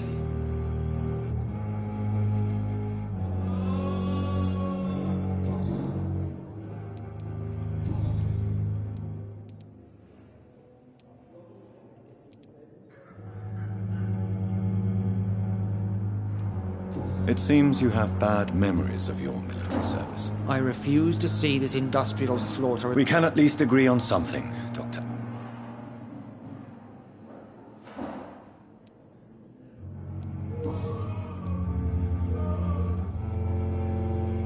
Thank you for your time.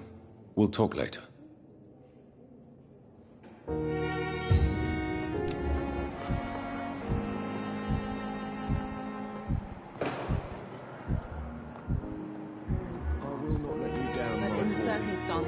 Finally, you've returned, Doctor. Did you find anything of value? Yes, nurse. You've worked your first miracle, Doctor. Now, this patient here needs immediate treatment. Duty calls.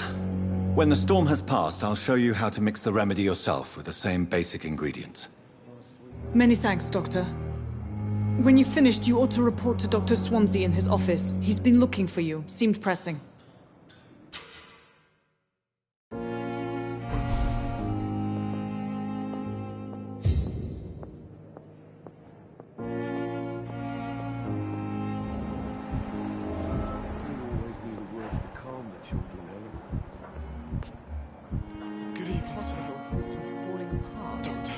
But in the circumstances, I'm willing to give you the benefit of the doubt.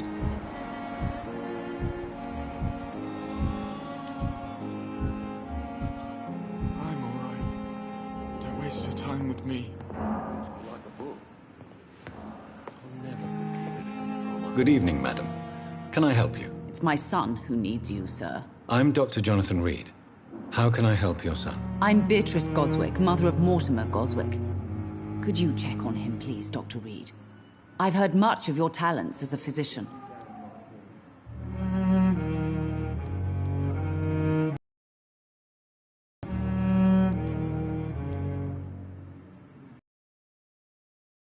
Yourself, Mrs. Goswick. Not much to say. Just take care of my Mortimer and I'll cover all the expenses. That's all that matters.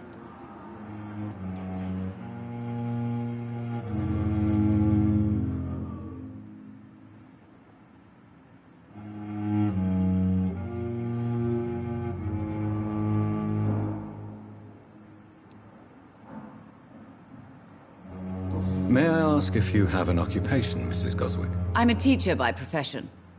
I teach young women who are more ambitious about their futures than their families.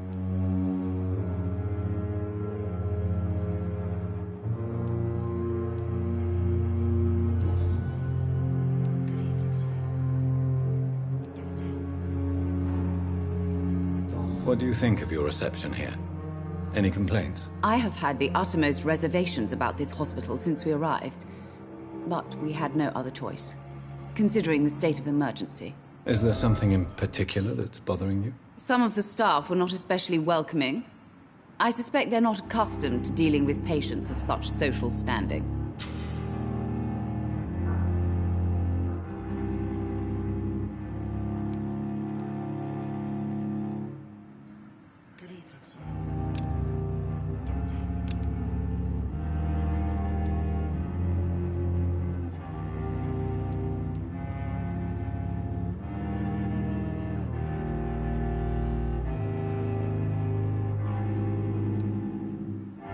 Tell me more about your arrival at the Pembroke Hospital.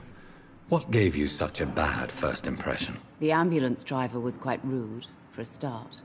And that nurse, Miss Hawkins, seems to have quite a dubious attitude. What do you mean? She managed to secure a bed for my son despite the epidemic. It was a relief, but it wasn't cheap.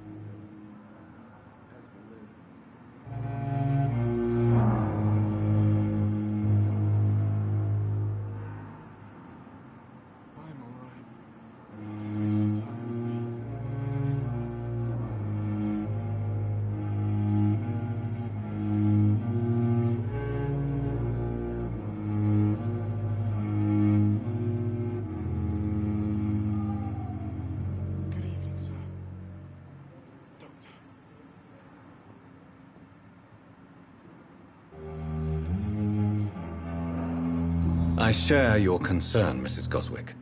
Be sure that I'll talk to the people involved. I don't expect compensation, Dr. Reed. But I'm aware such behavior would not be tolerated in other hospitals. She charged you for a bed? Yes, and I paid without question, considering the urgency of the situation.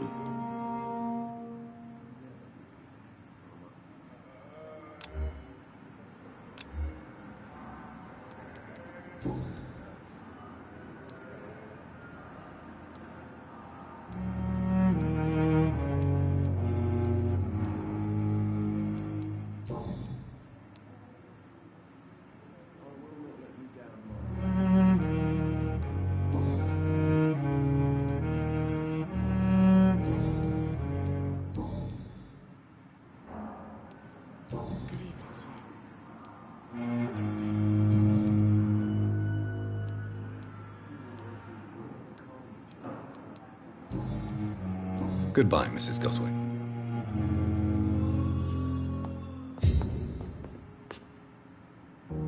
Good evening. I'm Dr. Reed.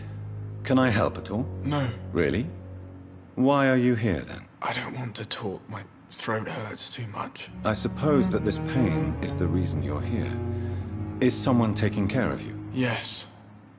And no. Could you at least tell me your name, sir? Mortimer. Mortimer Goswick. Do you need any help? I'm afraid I may, sir. I don't mean to be a burden.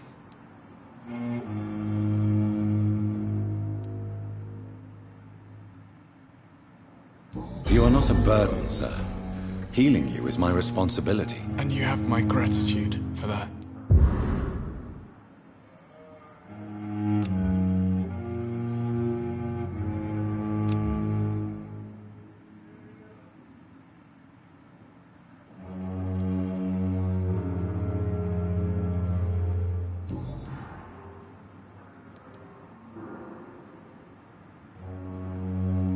Tell me about yourself, Mr. Goswick. I don't want to talk, Doctor.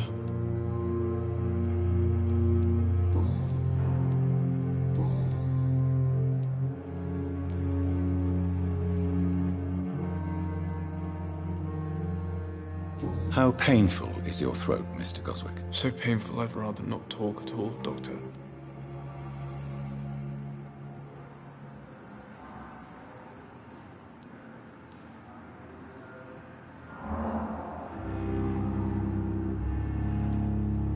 I'm sure you realize a doctor and his patient have to communicate, sir.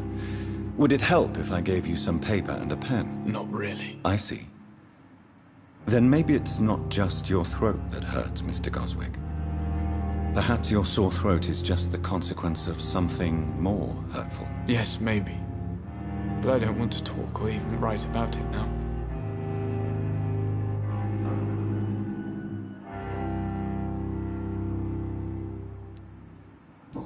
Why did your mother have you hospitalized here? She seems convinced this is a bad hospital. My mother just wants the best for me. She won't rest while I'm here. She'd go all the way to hell and back to help me.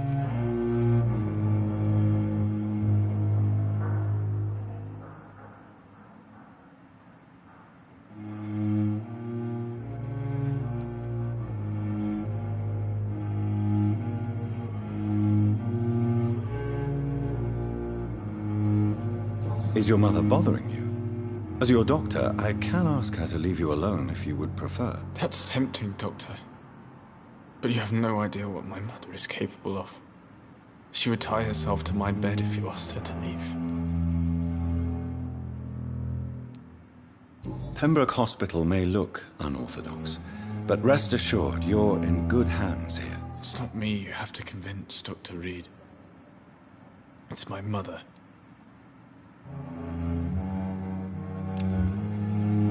Do you need any help? Thank you, Dr. Reed, but you've done enough already. The rest is up to me now.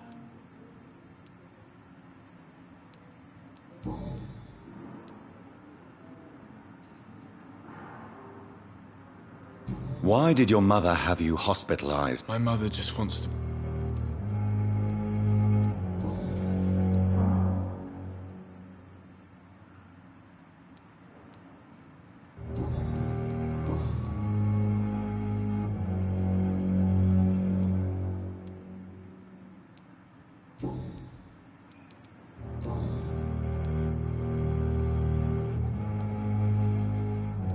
How painful is your throat? So painful I'd rather...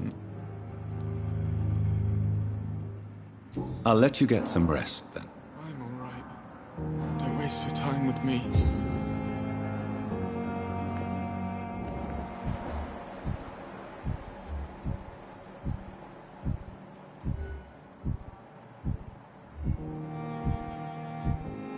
Good evening, sir. How long's it going to take to fix me properly? A month? A year? You have the right to disapprove of our methods, and you will kindly apologize when you're feeling better.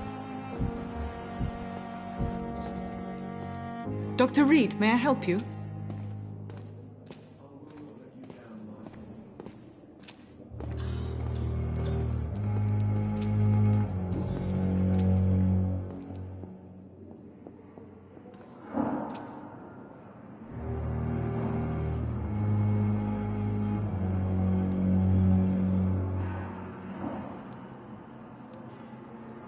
For how long have you been working here, Nurse Crane? I first volunteered at the Pembroke in 1911, a few months after Dr. Swansea was appointed. And before you arrived here? If you must know, this was my first job.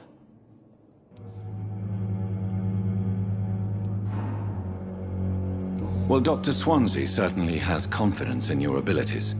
Are you in charge of the nursing staff? Not in an official capacity, but the Pembroke doesn't always work above board, so to speak.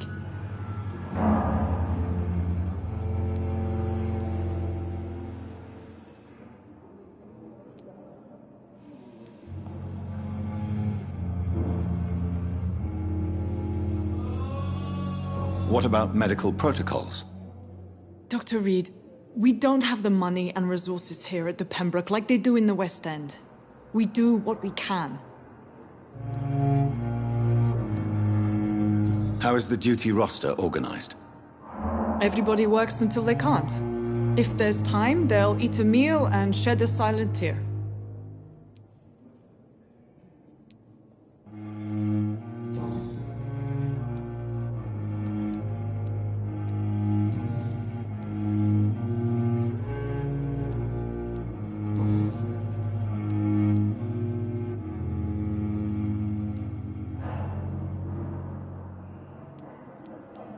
What can you tell me about our patients here at Pembroke? This hospital was founded to help the East End poor and needy.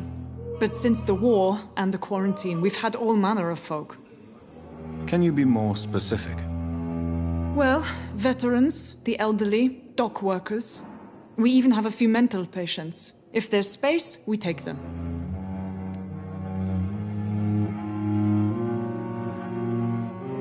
What can you tell me about the epidemic, Nurse Crane? I've been out of touch since I've come back to England. Everyday folk don't know how bad it is. The papers certainly won't tell them. Not as long as the war is raging on, anyway. News on the front stated that the Spanish flu was under control, at least in Britain. It seemed to be for a while, but that was only last summer. It returned with a vengeance just over a month ago.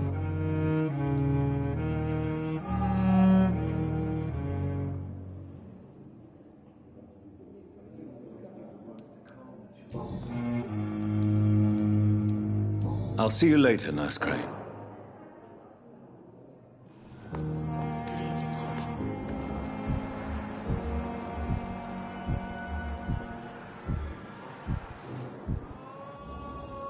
Oh, sweet girl. Reads me like a book.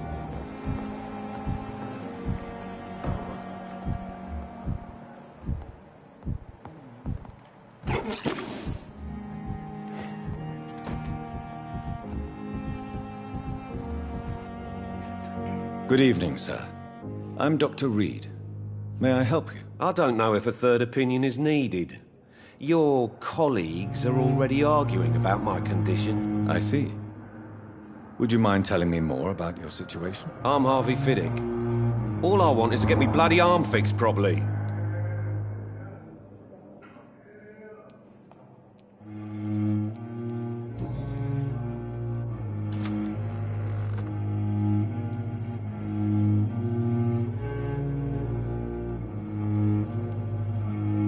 Tell me about yourself, Mr. Fiddick. I'm just a regular guy waiting to get his arm fixed, so I can return to work and to my family. I was more curious about what you were doing before being hospitalized. I'm a carpenter, and a good one too. But that means I need both arms to feed my family, Dr. Reed.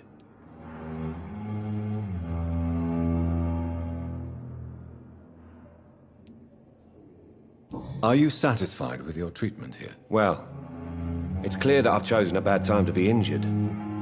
Forgive my bluntness, but you seem overwhelmed by cases of the flu. I won't lie to you about it. I'm afraid we are.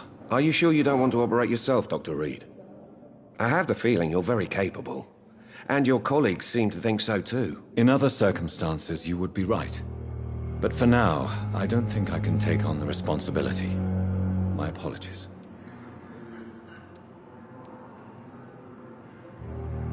Tell me about the doctors who are arguing about your case. Strickland and Ackroyd. They both want the best for me, but there's a lot of pride there. Doctors are no different from carpenters, it seems. What do you mean? I often had professional arguments with rivals on a building site. Difference is, I disagreed about wooden nails, not flesh and bones.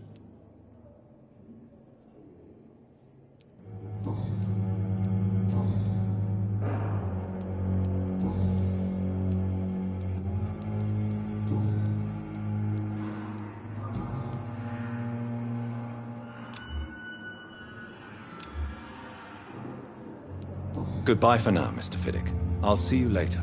My sweet girl. Reads me like a book. I never could keep anything from her.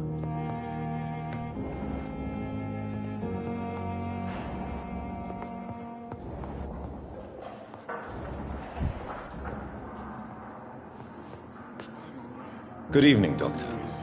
I believe we're going to be working together. Dr. Reed. Dr. Swansea informed us of your arrival, but I could not dare to believe we'd have such good fortune. Such an honor, sir. Thank you. And... Dr. Thoreau Strickland. I'm a great admirer of your work, Dr. Reed.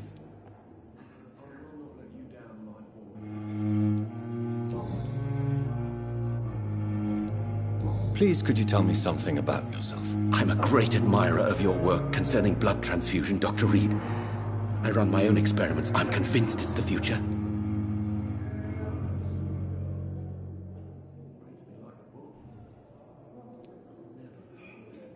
I based my technique on my mentor's research. He helped me perfect my method. What is yours? I'd rather not talk about it. For now, it's just theories and first approach. My process is purely experimental and unsuccessful. As long as you're cautious and methodical, you may remain empty-handed, but you won't fail. You're not the first one to warn me, but I am convinced knowledge is the main weapon against the ravages of this epidemic. What made you choose to be a doctor? I'm not ashamed to admit you and your work have inspired me. I am honored to have the opportunity to work by your side.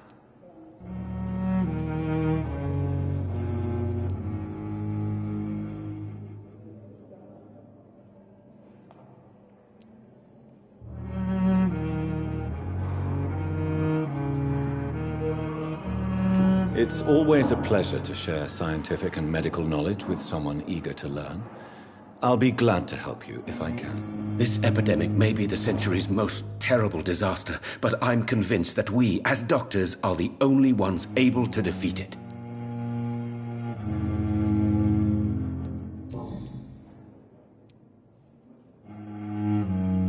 What do you think of Dr. Ackroyd's aversion to modern medical methods? It's a shame he's so narrow-minded. Dr. Swansea taught me that science is about exploring uncharted territory. I'm convinced that's true. With the influenza and all that's going on, you should put your differences aside, don't you think? Why is it so difficult to work together? I believe that if Dr. Ackroyd had been the one to discover the transfusion process, he would be the first to recommend its use. So you believe it's just a question of jealousy and pride? Dr. Ackroyd is as proud as he is blinded by his obsolete concept of medical science.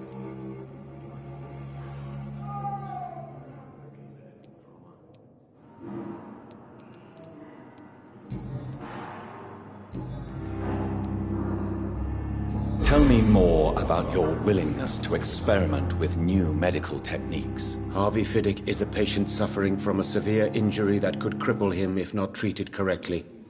I'm convinced your blood transfusion technique could help him. What is it you really want? To save him? Or to prove your point? Fair question. I want nothing but to save my patient, Dr. Reed. Especially since I know Mr. Fiddick's story.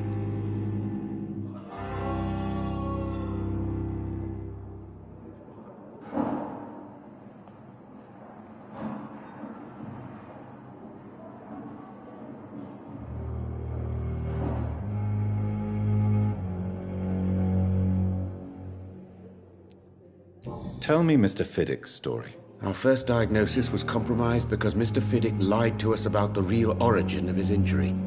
He first claimed it was an accident. But why would he hide such crucial information from us? Because he is a proud father, ashamed of putting his children at risk because of his own negligence.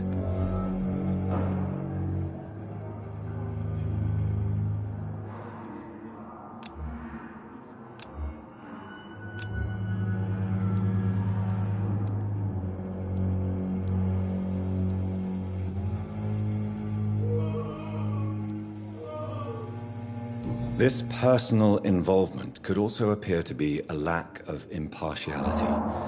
You must know that a good surgeon must remain neutral. I agree. But that does not excuse Dr. Aykroyd's behavior, a man who did not even take time to converse with his patient. Do you think keeping his distance was a mistake? All I know is that I'm taking care of human beings with desires, hopes, and fears. Not some biological machine comprised of blood, bones, and flesh.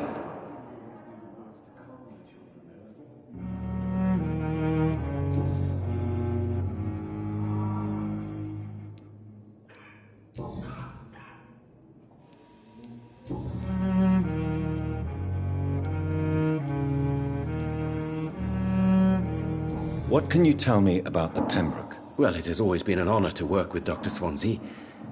But with your arrival, I can't think of a better opportunity to learn about blood transfusion.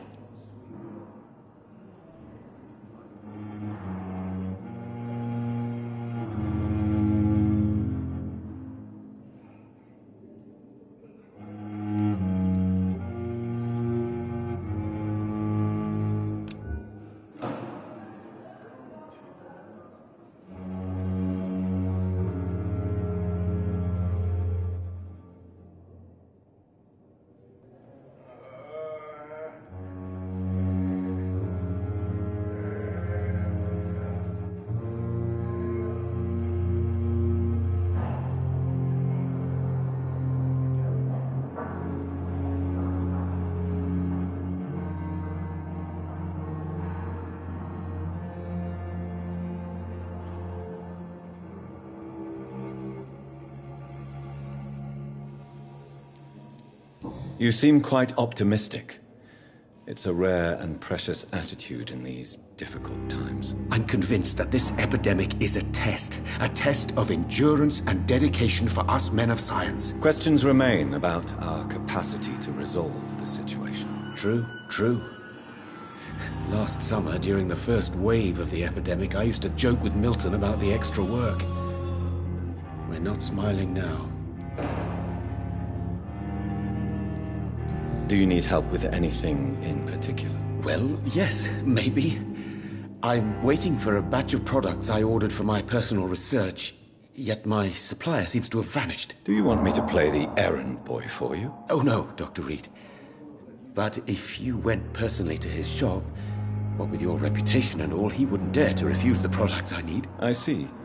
Well, give me the address, for I may pass by if I have time.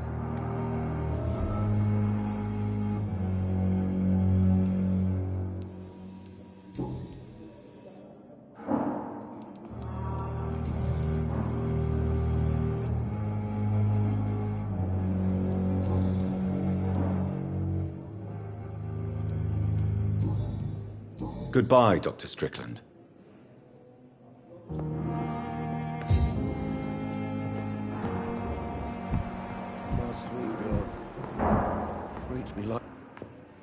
Good evening, Mr. Fiddick. Good evening, Dr. Reed. Any news about my operation?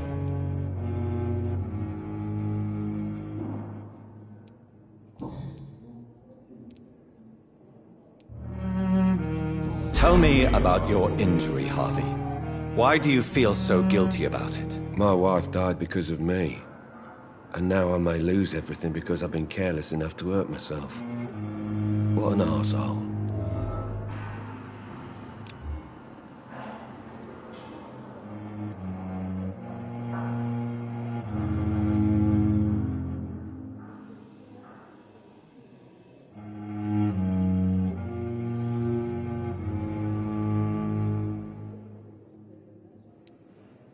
How could your job be responsible for your wife's death? I was working a double. She went out to bring me a hot meal and got caught in a German bomb raid.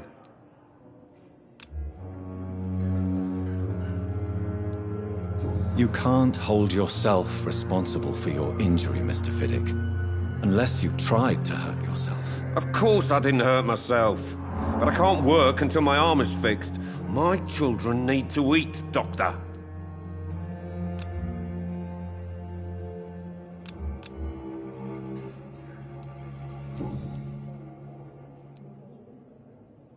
Tell me more about the death of your wife, Harvey. 1915.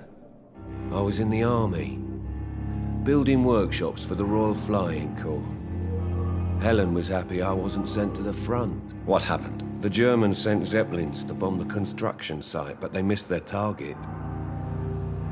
My wife was bringing my dinner when the bombs fell.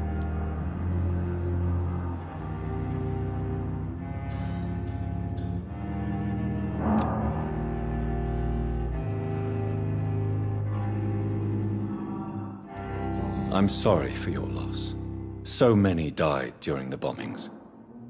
I served in France and witnessed the carnage there. I would like to say that she didn't suffer. Truth is, I have no idea. I just know that I'm all that me kids have. Poor little bleeders. How are your children after losing their mother? They were smaller then. The only good thing about this is my Helen didn't bring them with her that night.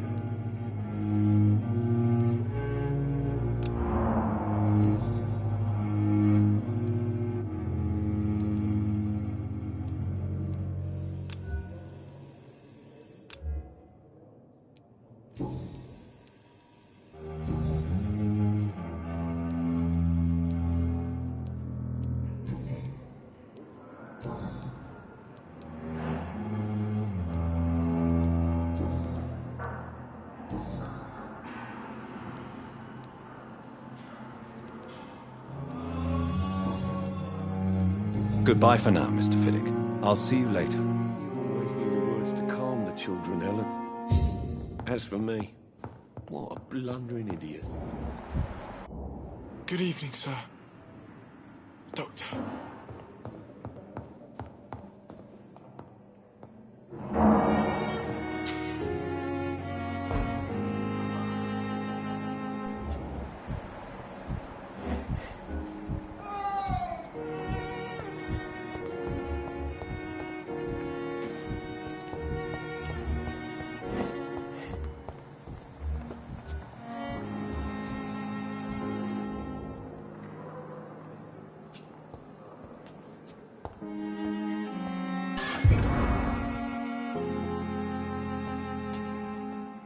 It's locked, all right. Good evening, Nurse Hawkins. Good evening, Dr. Reed.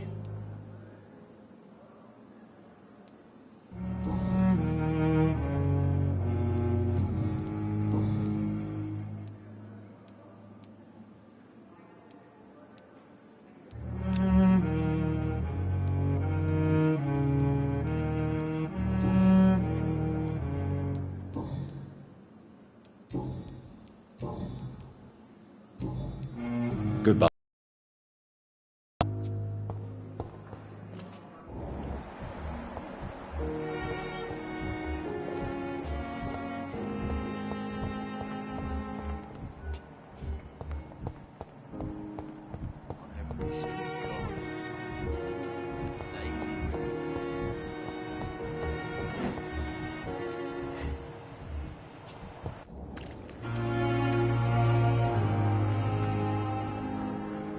Good evening, sir. I'm Dr. Jonathan Reed. I'm new here. I've already heard about you, Dr. Reed. I'm Milton Hooks, the ambulance driver for this shithole of a hospital. That's quite a blunt introduction, Mr. Hooks. You can call me Milton. I like to speak my mind, Dr. Reed. Perk of the job. Don't judge me, and I won't judge you. I'm not sure I understand what you're talking about. Well, I'm no doctor, but I'm pretty sure a gun can't be used as a surgical instrument. You have a keen eye. I learned to shoot during the war, and have carried one ever since. Old habits die hard. No need to explain, Dr. Reed. And if you ever need a better gun, remember, I may have something for you.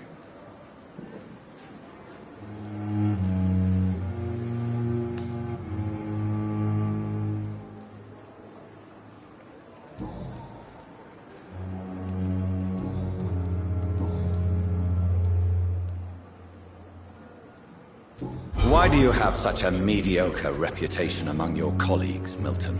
Fuck them. Nobody knows the horrors I've seen since working here. This city was sick long before the epidemic, Dr. Reed. I know it's a difficult task, but correct me if I'm wrong. Is this not the job you are paid to do? I've seen babies left to die while their brothers were properly fed. Underage girls and boys sold to all manner of perverts. I'm sorry, I don't know what to say. Yeah, exactly.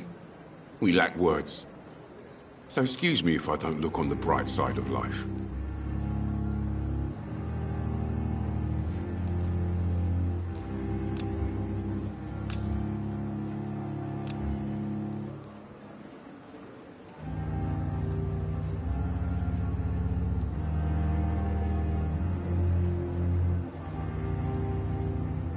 So what do you do exactly in this hospital? Apart from smuggling guns, I mean. I've been an ambulance driver since... too long, I guess. I'll bring sick people here night and day. It's a dirty job, but I get it done. Most of the time.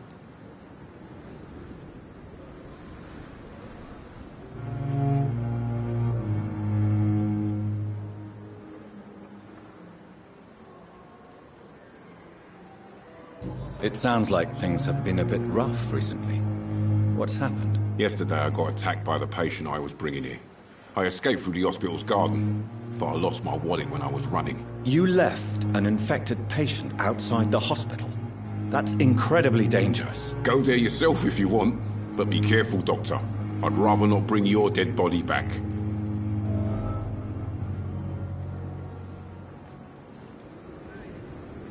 Since you're on the front line, how is the sanitary situation in this vicinity? It's a complete disaster. It's even getting dangerous to enter some streets or buildings. Even the locals attack you.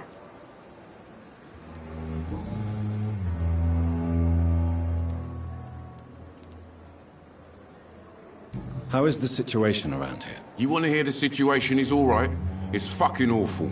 We lack everything, and it's getting worse every day. Are you really smuggling weapons through the hospital? And why not? I've already been attacked by patients, you know. And by gang members willing to steal my money. But you're not defending yourself. You're selling guns to civilians. You keep people alive your own way, Doctor. I offer them another way to protect their health.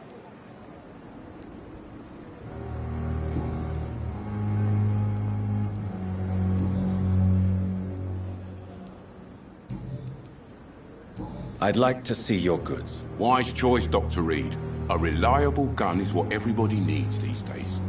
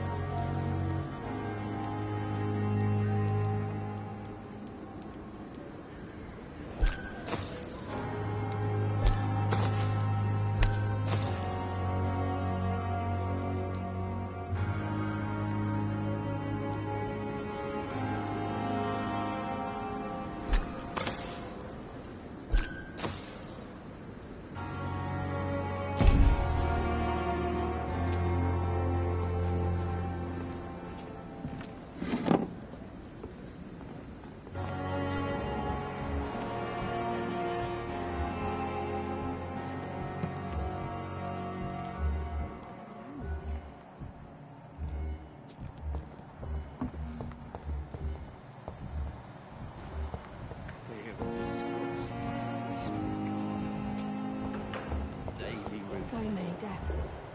A lot of my own life.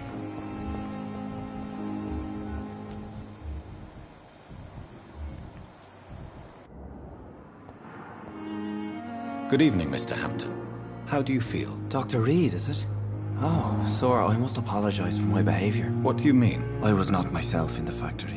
Fear and exhaustion made me say awful things to you, I'm afraid. You remained perfectly nice and polite. A little delirious, perhaps. But who wouldn't be after enduring an abduction? Thank you, Doctor. That's a relief. Now all I need to do is rest and return to my flock.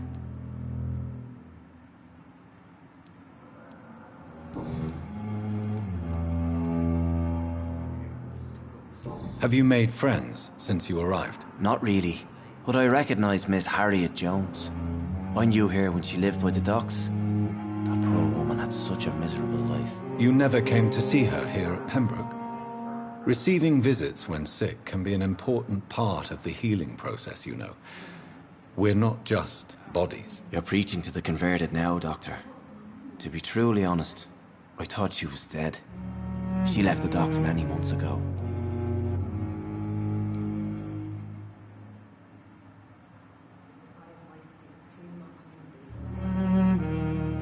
What do you do for a living, Mr. Hampton? I can't help but notice the cross around your neck. I manage a night asylum for the poor and homeless of the docks, and I try to guide the lost and hesitant on the right path to our Lord.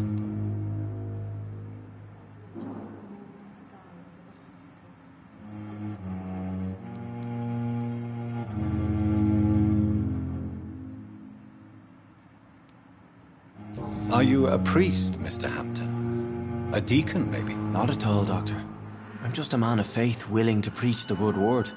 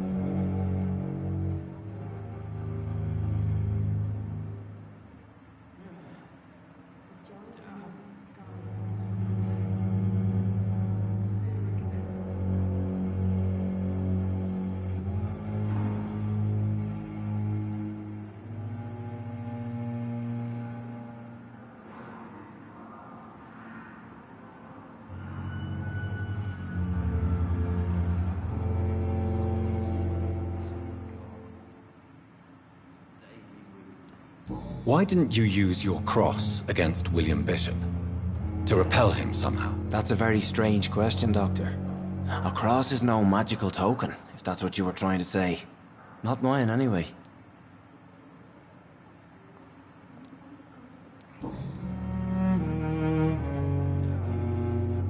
How do you feel, Mr. Hampton? Medically speaking, I mean. I feel exhausted. Beyond exhaustion, actually. William drank so much of my blood in his madness. I feel empty. You're in good hands here. Dr. Swansea is well versed in blood transfusion, and I'm sure he'll take the best care of you. Thank you, sir. I believe all I need is rest. And then I can go back to the people who need me.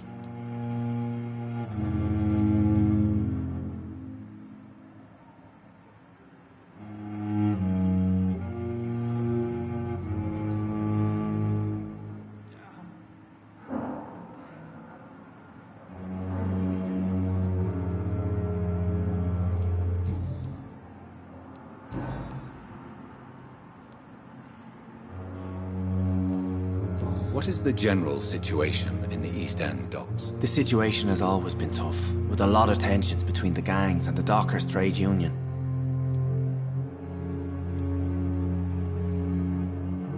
Has the gang been threatening you? Ah, no. I've had this nickname for so long, you know, the sad saint of the East End. No one dares to bug a saint, not even criminals. Who leads the gang now? Since Clay Cox went missing, it's his wife Edwina who runs the show, with the assistance of her minion, Dooth Digby.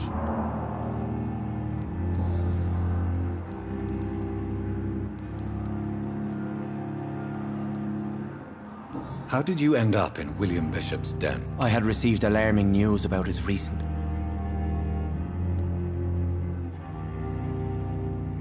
You dared to enter this awful place alone. You're a hero, Mr. Hampton. Or a fool. I'm just a man trying to help his friends, Dr. Reed. William Bishop was a conflicted soul, sir. Why did he abduct you? William was an alcoholic. His addiction suddenly changed to blood. I don't know why. Just like a patient I met here. This Miss Hawcroft. Do you know Tom Watts, the bartender from the Turtle? I met him before I found you in the canning factory. Tom? Yes, of course. Always the helping hand, good old Tom. Without men like him, corruption and despair would have wiped out the East End long ago.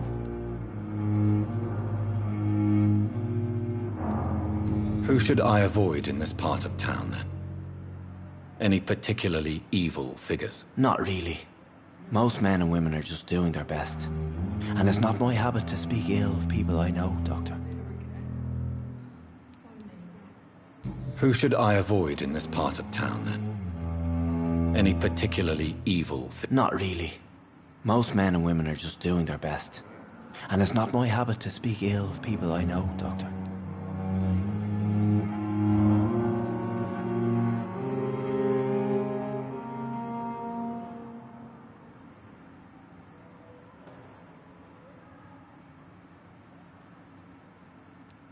People are still in despair. How could it be otherwise? The authorities have left us all to rot in this contagious nightmare. No drugs, no advice, nothing. It's a damn shame.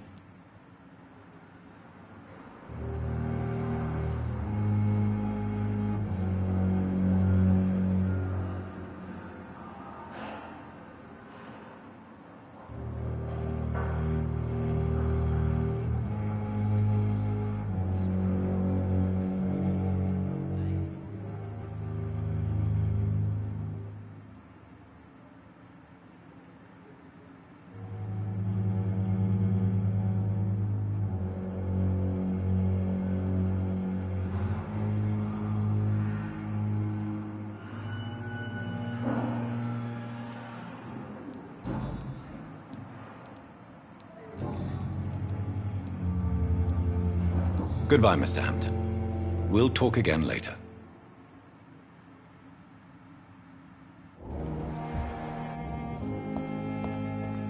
I cannot enter. I wonder why the Goswicks came here in the first place.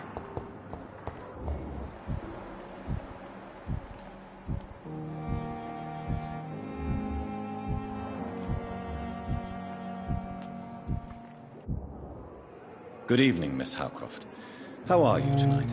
I need blood, Doctor. Warm, rich, vibrant blood.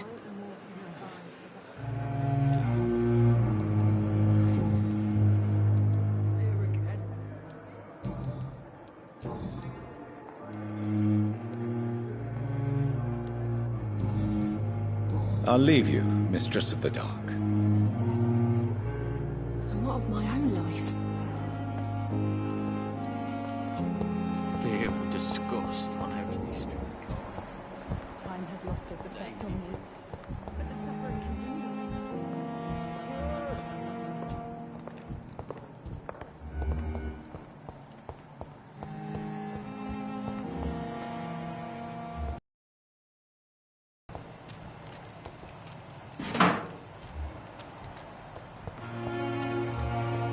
Thelma Howcroft said she was being watched by vampire hunters. Where are they hiding? I should investigate.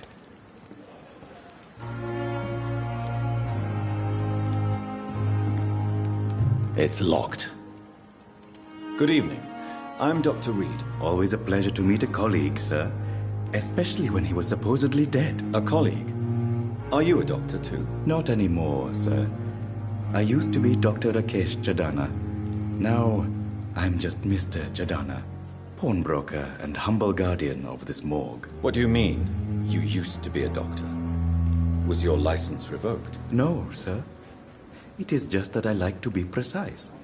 I run a little pawn shop while taking care of the dead. But I used to be a real doctor.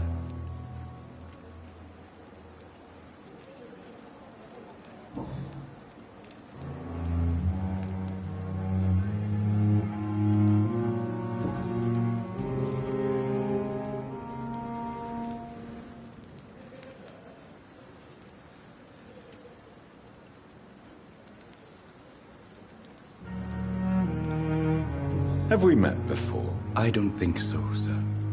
Why? When we first talked, you said you were glad to meet me since I was reported dead. Funny story, sir. Your sister came here a few nights ago. You were missing, and she was looking for your body. She must be very relieved now.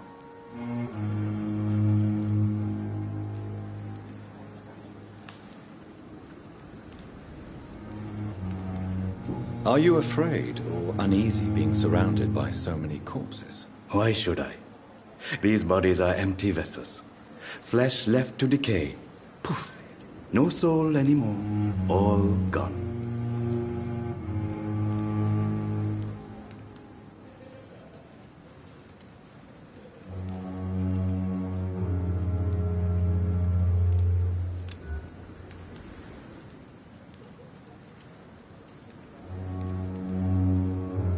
An interesting point of view.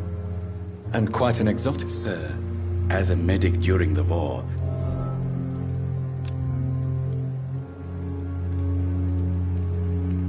how did you get this job? After I left the army, I worked as an undertaker down by the dock.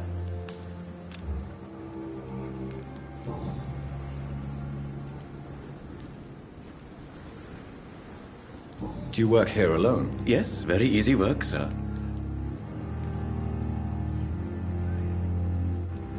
Why close the hospital's main morgue? It was for sanitary reasons. Why do you have to watch these bodies? Because these poor fellows have no names.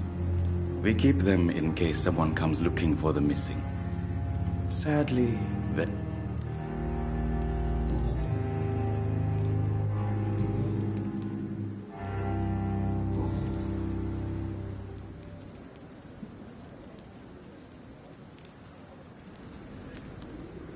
A pawnbroker? I expect you get all types of people here. Yes, sir. All kind of people. For I sell all kind of goods.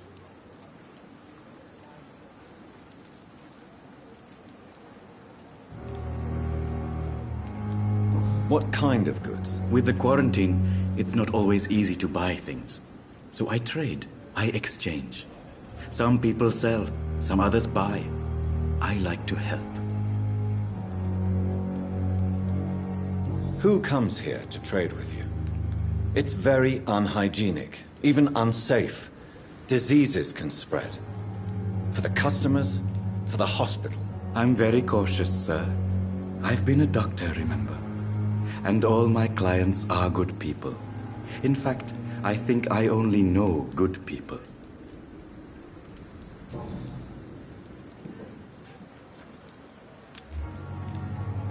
Since you're not afraid of dying, do you believe in life after death, Rakesh? No. I believe we must do all the good we can while alive. For our time is short, and the obstacles are endless. Do you think you would enjoy immortality as a concept? I don't think so. Don't mistake me. I love life, and I'd like to live a long life.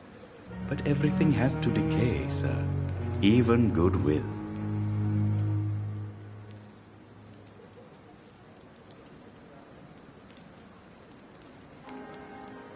So you're ready to die? No, I am not. I don't fear death, for I won't see it. What troubles me is the pain my death will inflict to those I know. You're a wise man, Mr. Chidana. No, Dr. Reed. I am a foolish man. But I like to think otherwise.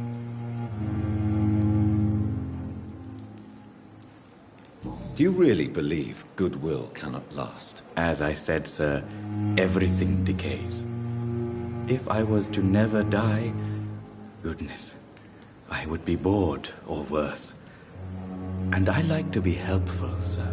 Quite. Yes, but the good news is, we'll all die before losing our humanity, sir.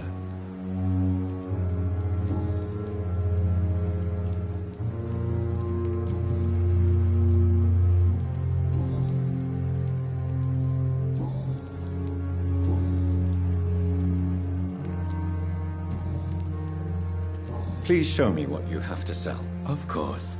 It's just trinkets and curios, really. But I'm sure they can be useful.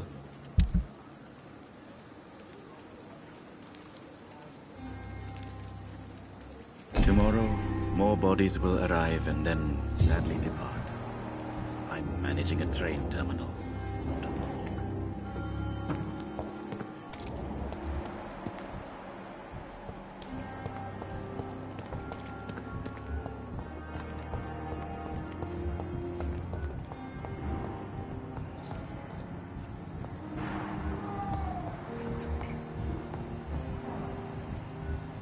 Good evening, sir. Good evening, Mr. Goswick. How are you? I'm okay.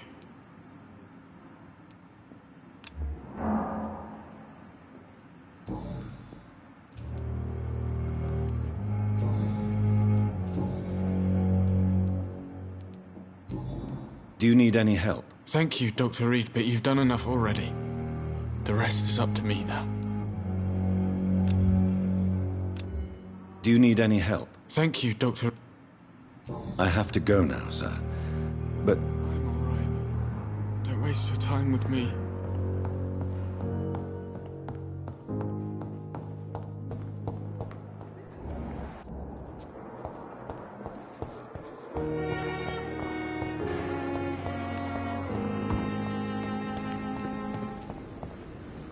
Another night with the glorious battalion of Pembroke.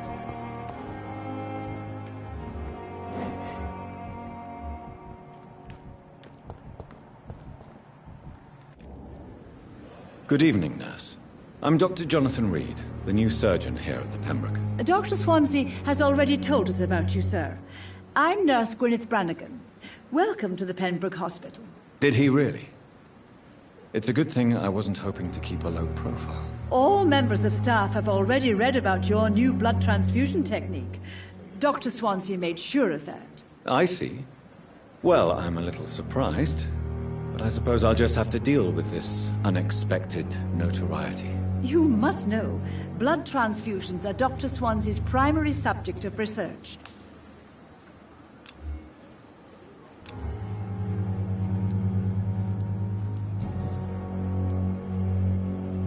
I'm not familiar with all the staff yet. Perhaps you could help me. Brilliant professionals, most of them. Dr. Swansea has a gift for recruiting talent. Most of them? It would be inappropriate for me to speak ill of a colleague.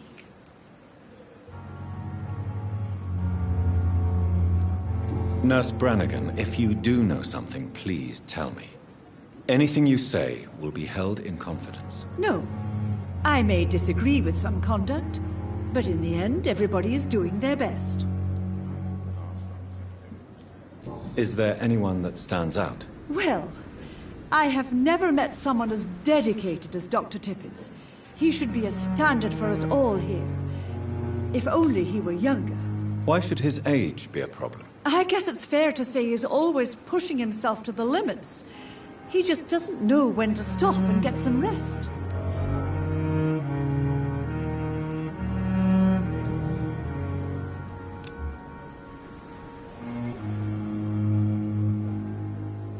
How are things here? Not good, to say the least.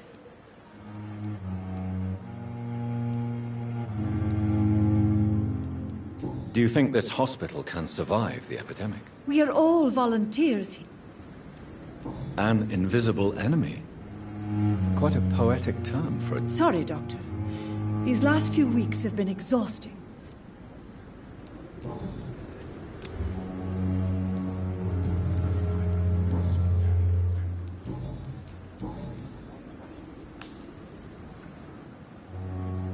Tell me what Dr. Tippett did. I know his mistake caused a patient's death. If I had not covered up his error, Dr. Tippett would have been fired from this hospital. I could not let that happen. You can't allow your emotions to dictate your conduct concerning patients, Nurse Brannigan. Look around you, Dr. Reed.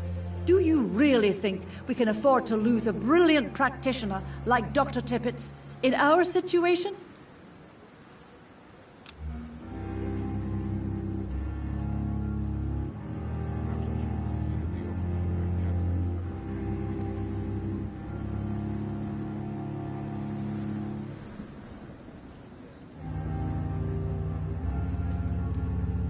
I can't say I approve of what you did.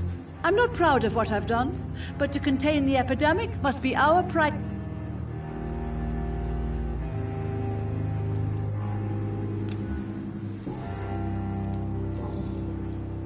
Tell me what If I had not You can't... Look around. I can't... I'm not proud.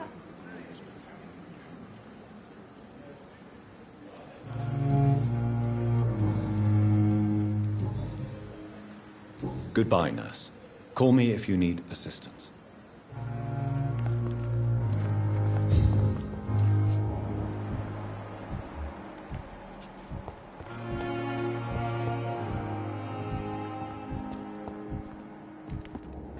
Surely I can help you. Good evening, sir. So it is true. The famous Dr. Reed has joined us. I can't think of any better news during these terrible times. Do we know each other? Actually, yes. We met once before, at the Rockefeller University in New York. Dr. Tippett, yes, I remember. I was assisting Professor Carell in his research. He was also very confident about...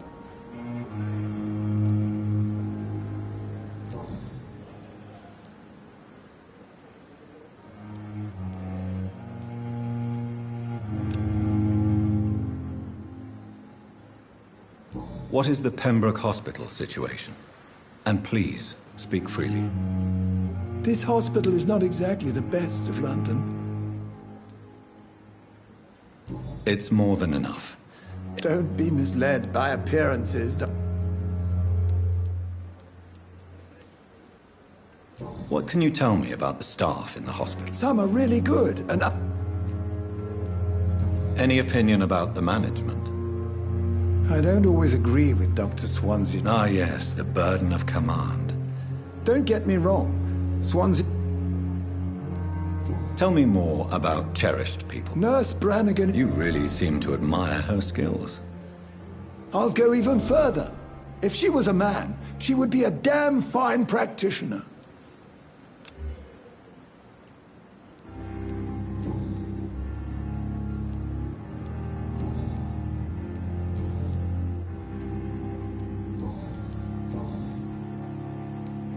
You're exhausting yourself, Corcoran. Maybe you should think about preserving your strength. No. We must keep on healing all those poor souls. We are the last rampart before chaos.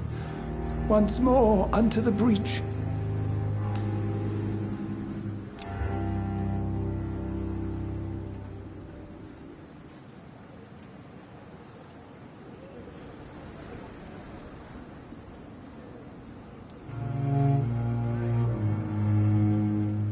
Nurse Brannigan is worried about you, Doctor.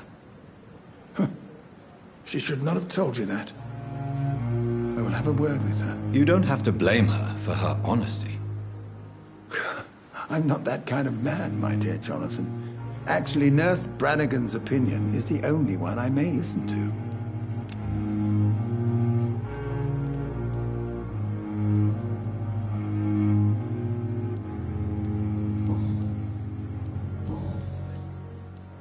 Corcoran, I want you to tell me about Mr. Connor.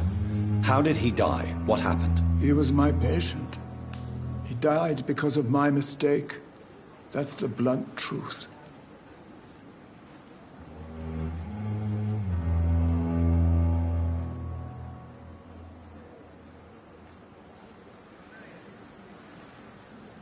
Who was this patient? I don't know. Some sick man from the docks. Maybe... What was the nature of the mistake? It was a twofold error. My diagnosis was wrong, and the administered dosage was too strong. Why not stop practicing? Are you mad? I killed that man, I admit it, and it won't happen again. I have saved so many lives since then.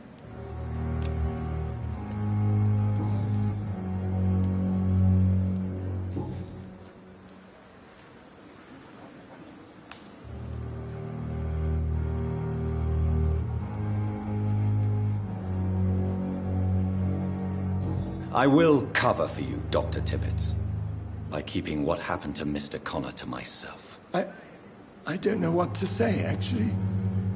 I can't exactly force you to become my accomplice. You didn't force me. This is my decision to make. I believe you're still of use to the hospital, considering the situation. Then I can make you this promise. As soon as the epidemic is eradicated, I will resign.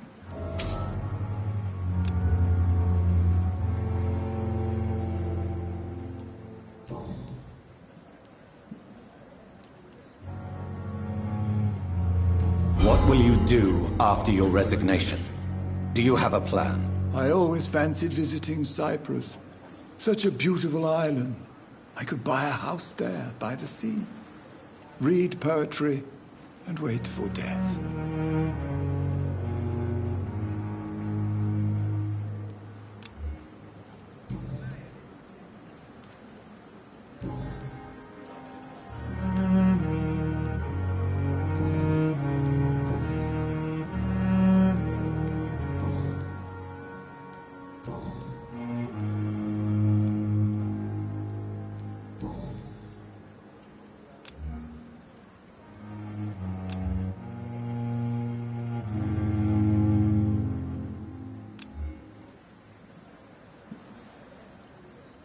Goodbye, Dr. Tibbets.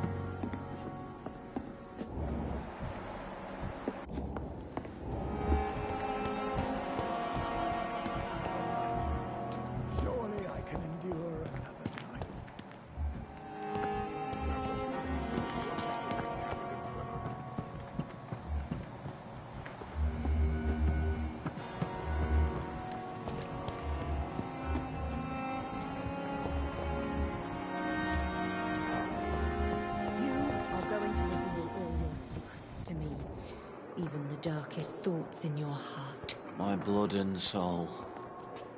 They belong to you now. The life running in your veins. This dead flesh needs it. Spare your obedience.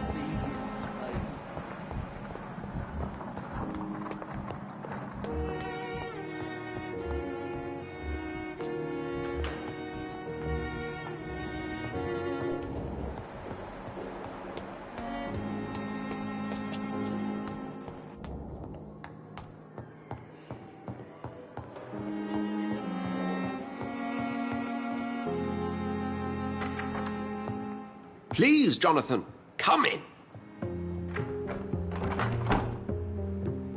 Fascinating, is it not? In the last decade, so many mysteries have been brought to light with our microscopes. The human body, biology's penultimate frontier. The more we explore its boundaries, the less we're able to trace a clear line between life and death. You, my friend, have a foot in both countries. The view must be vertiginous. It's at least as vertiginous as chatting about vampires with you, I would say. This must be all so new to you. This area of town, the hospital, a brand new life. How stimulating it must be. I wish I could share your enthusiasm, Dr. Swansea, but my condition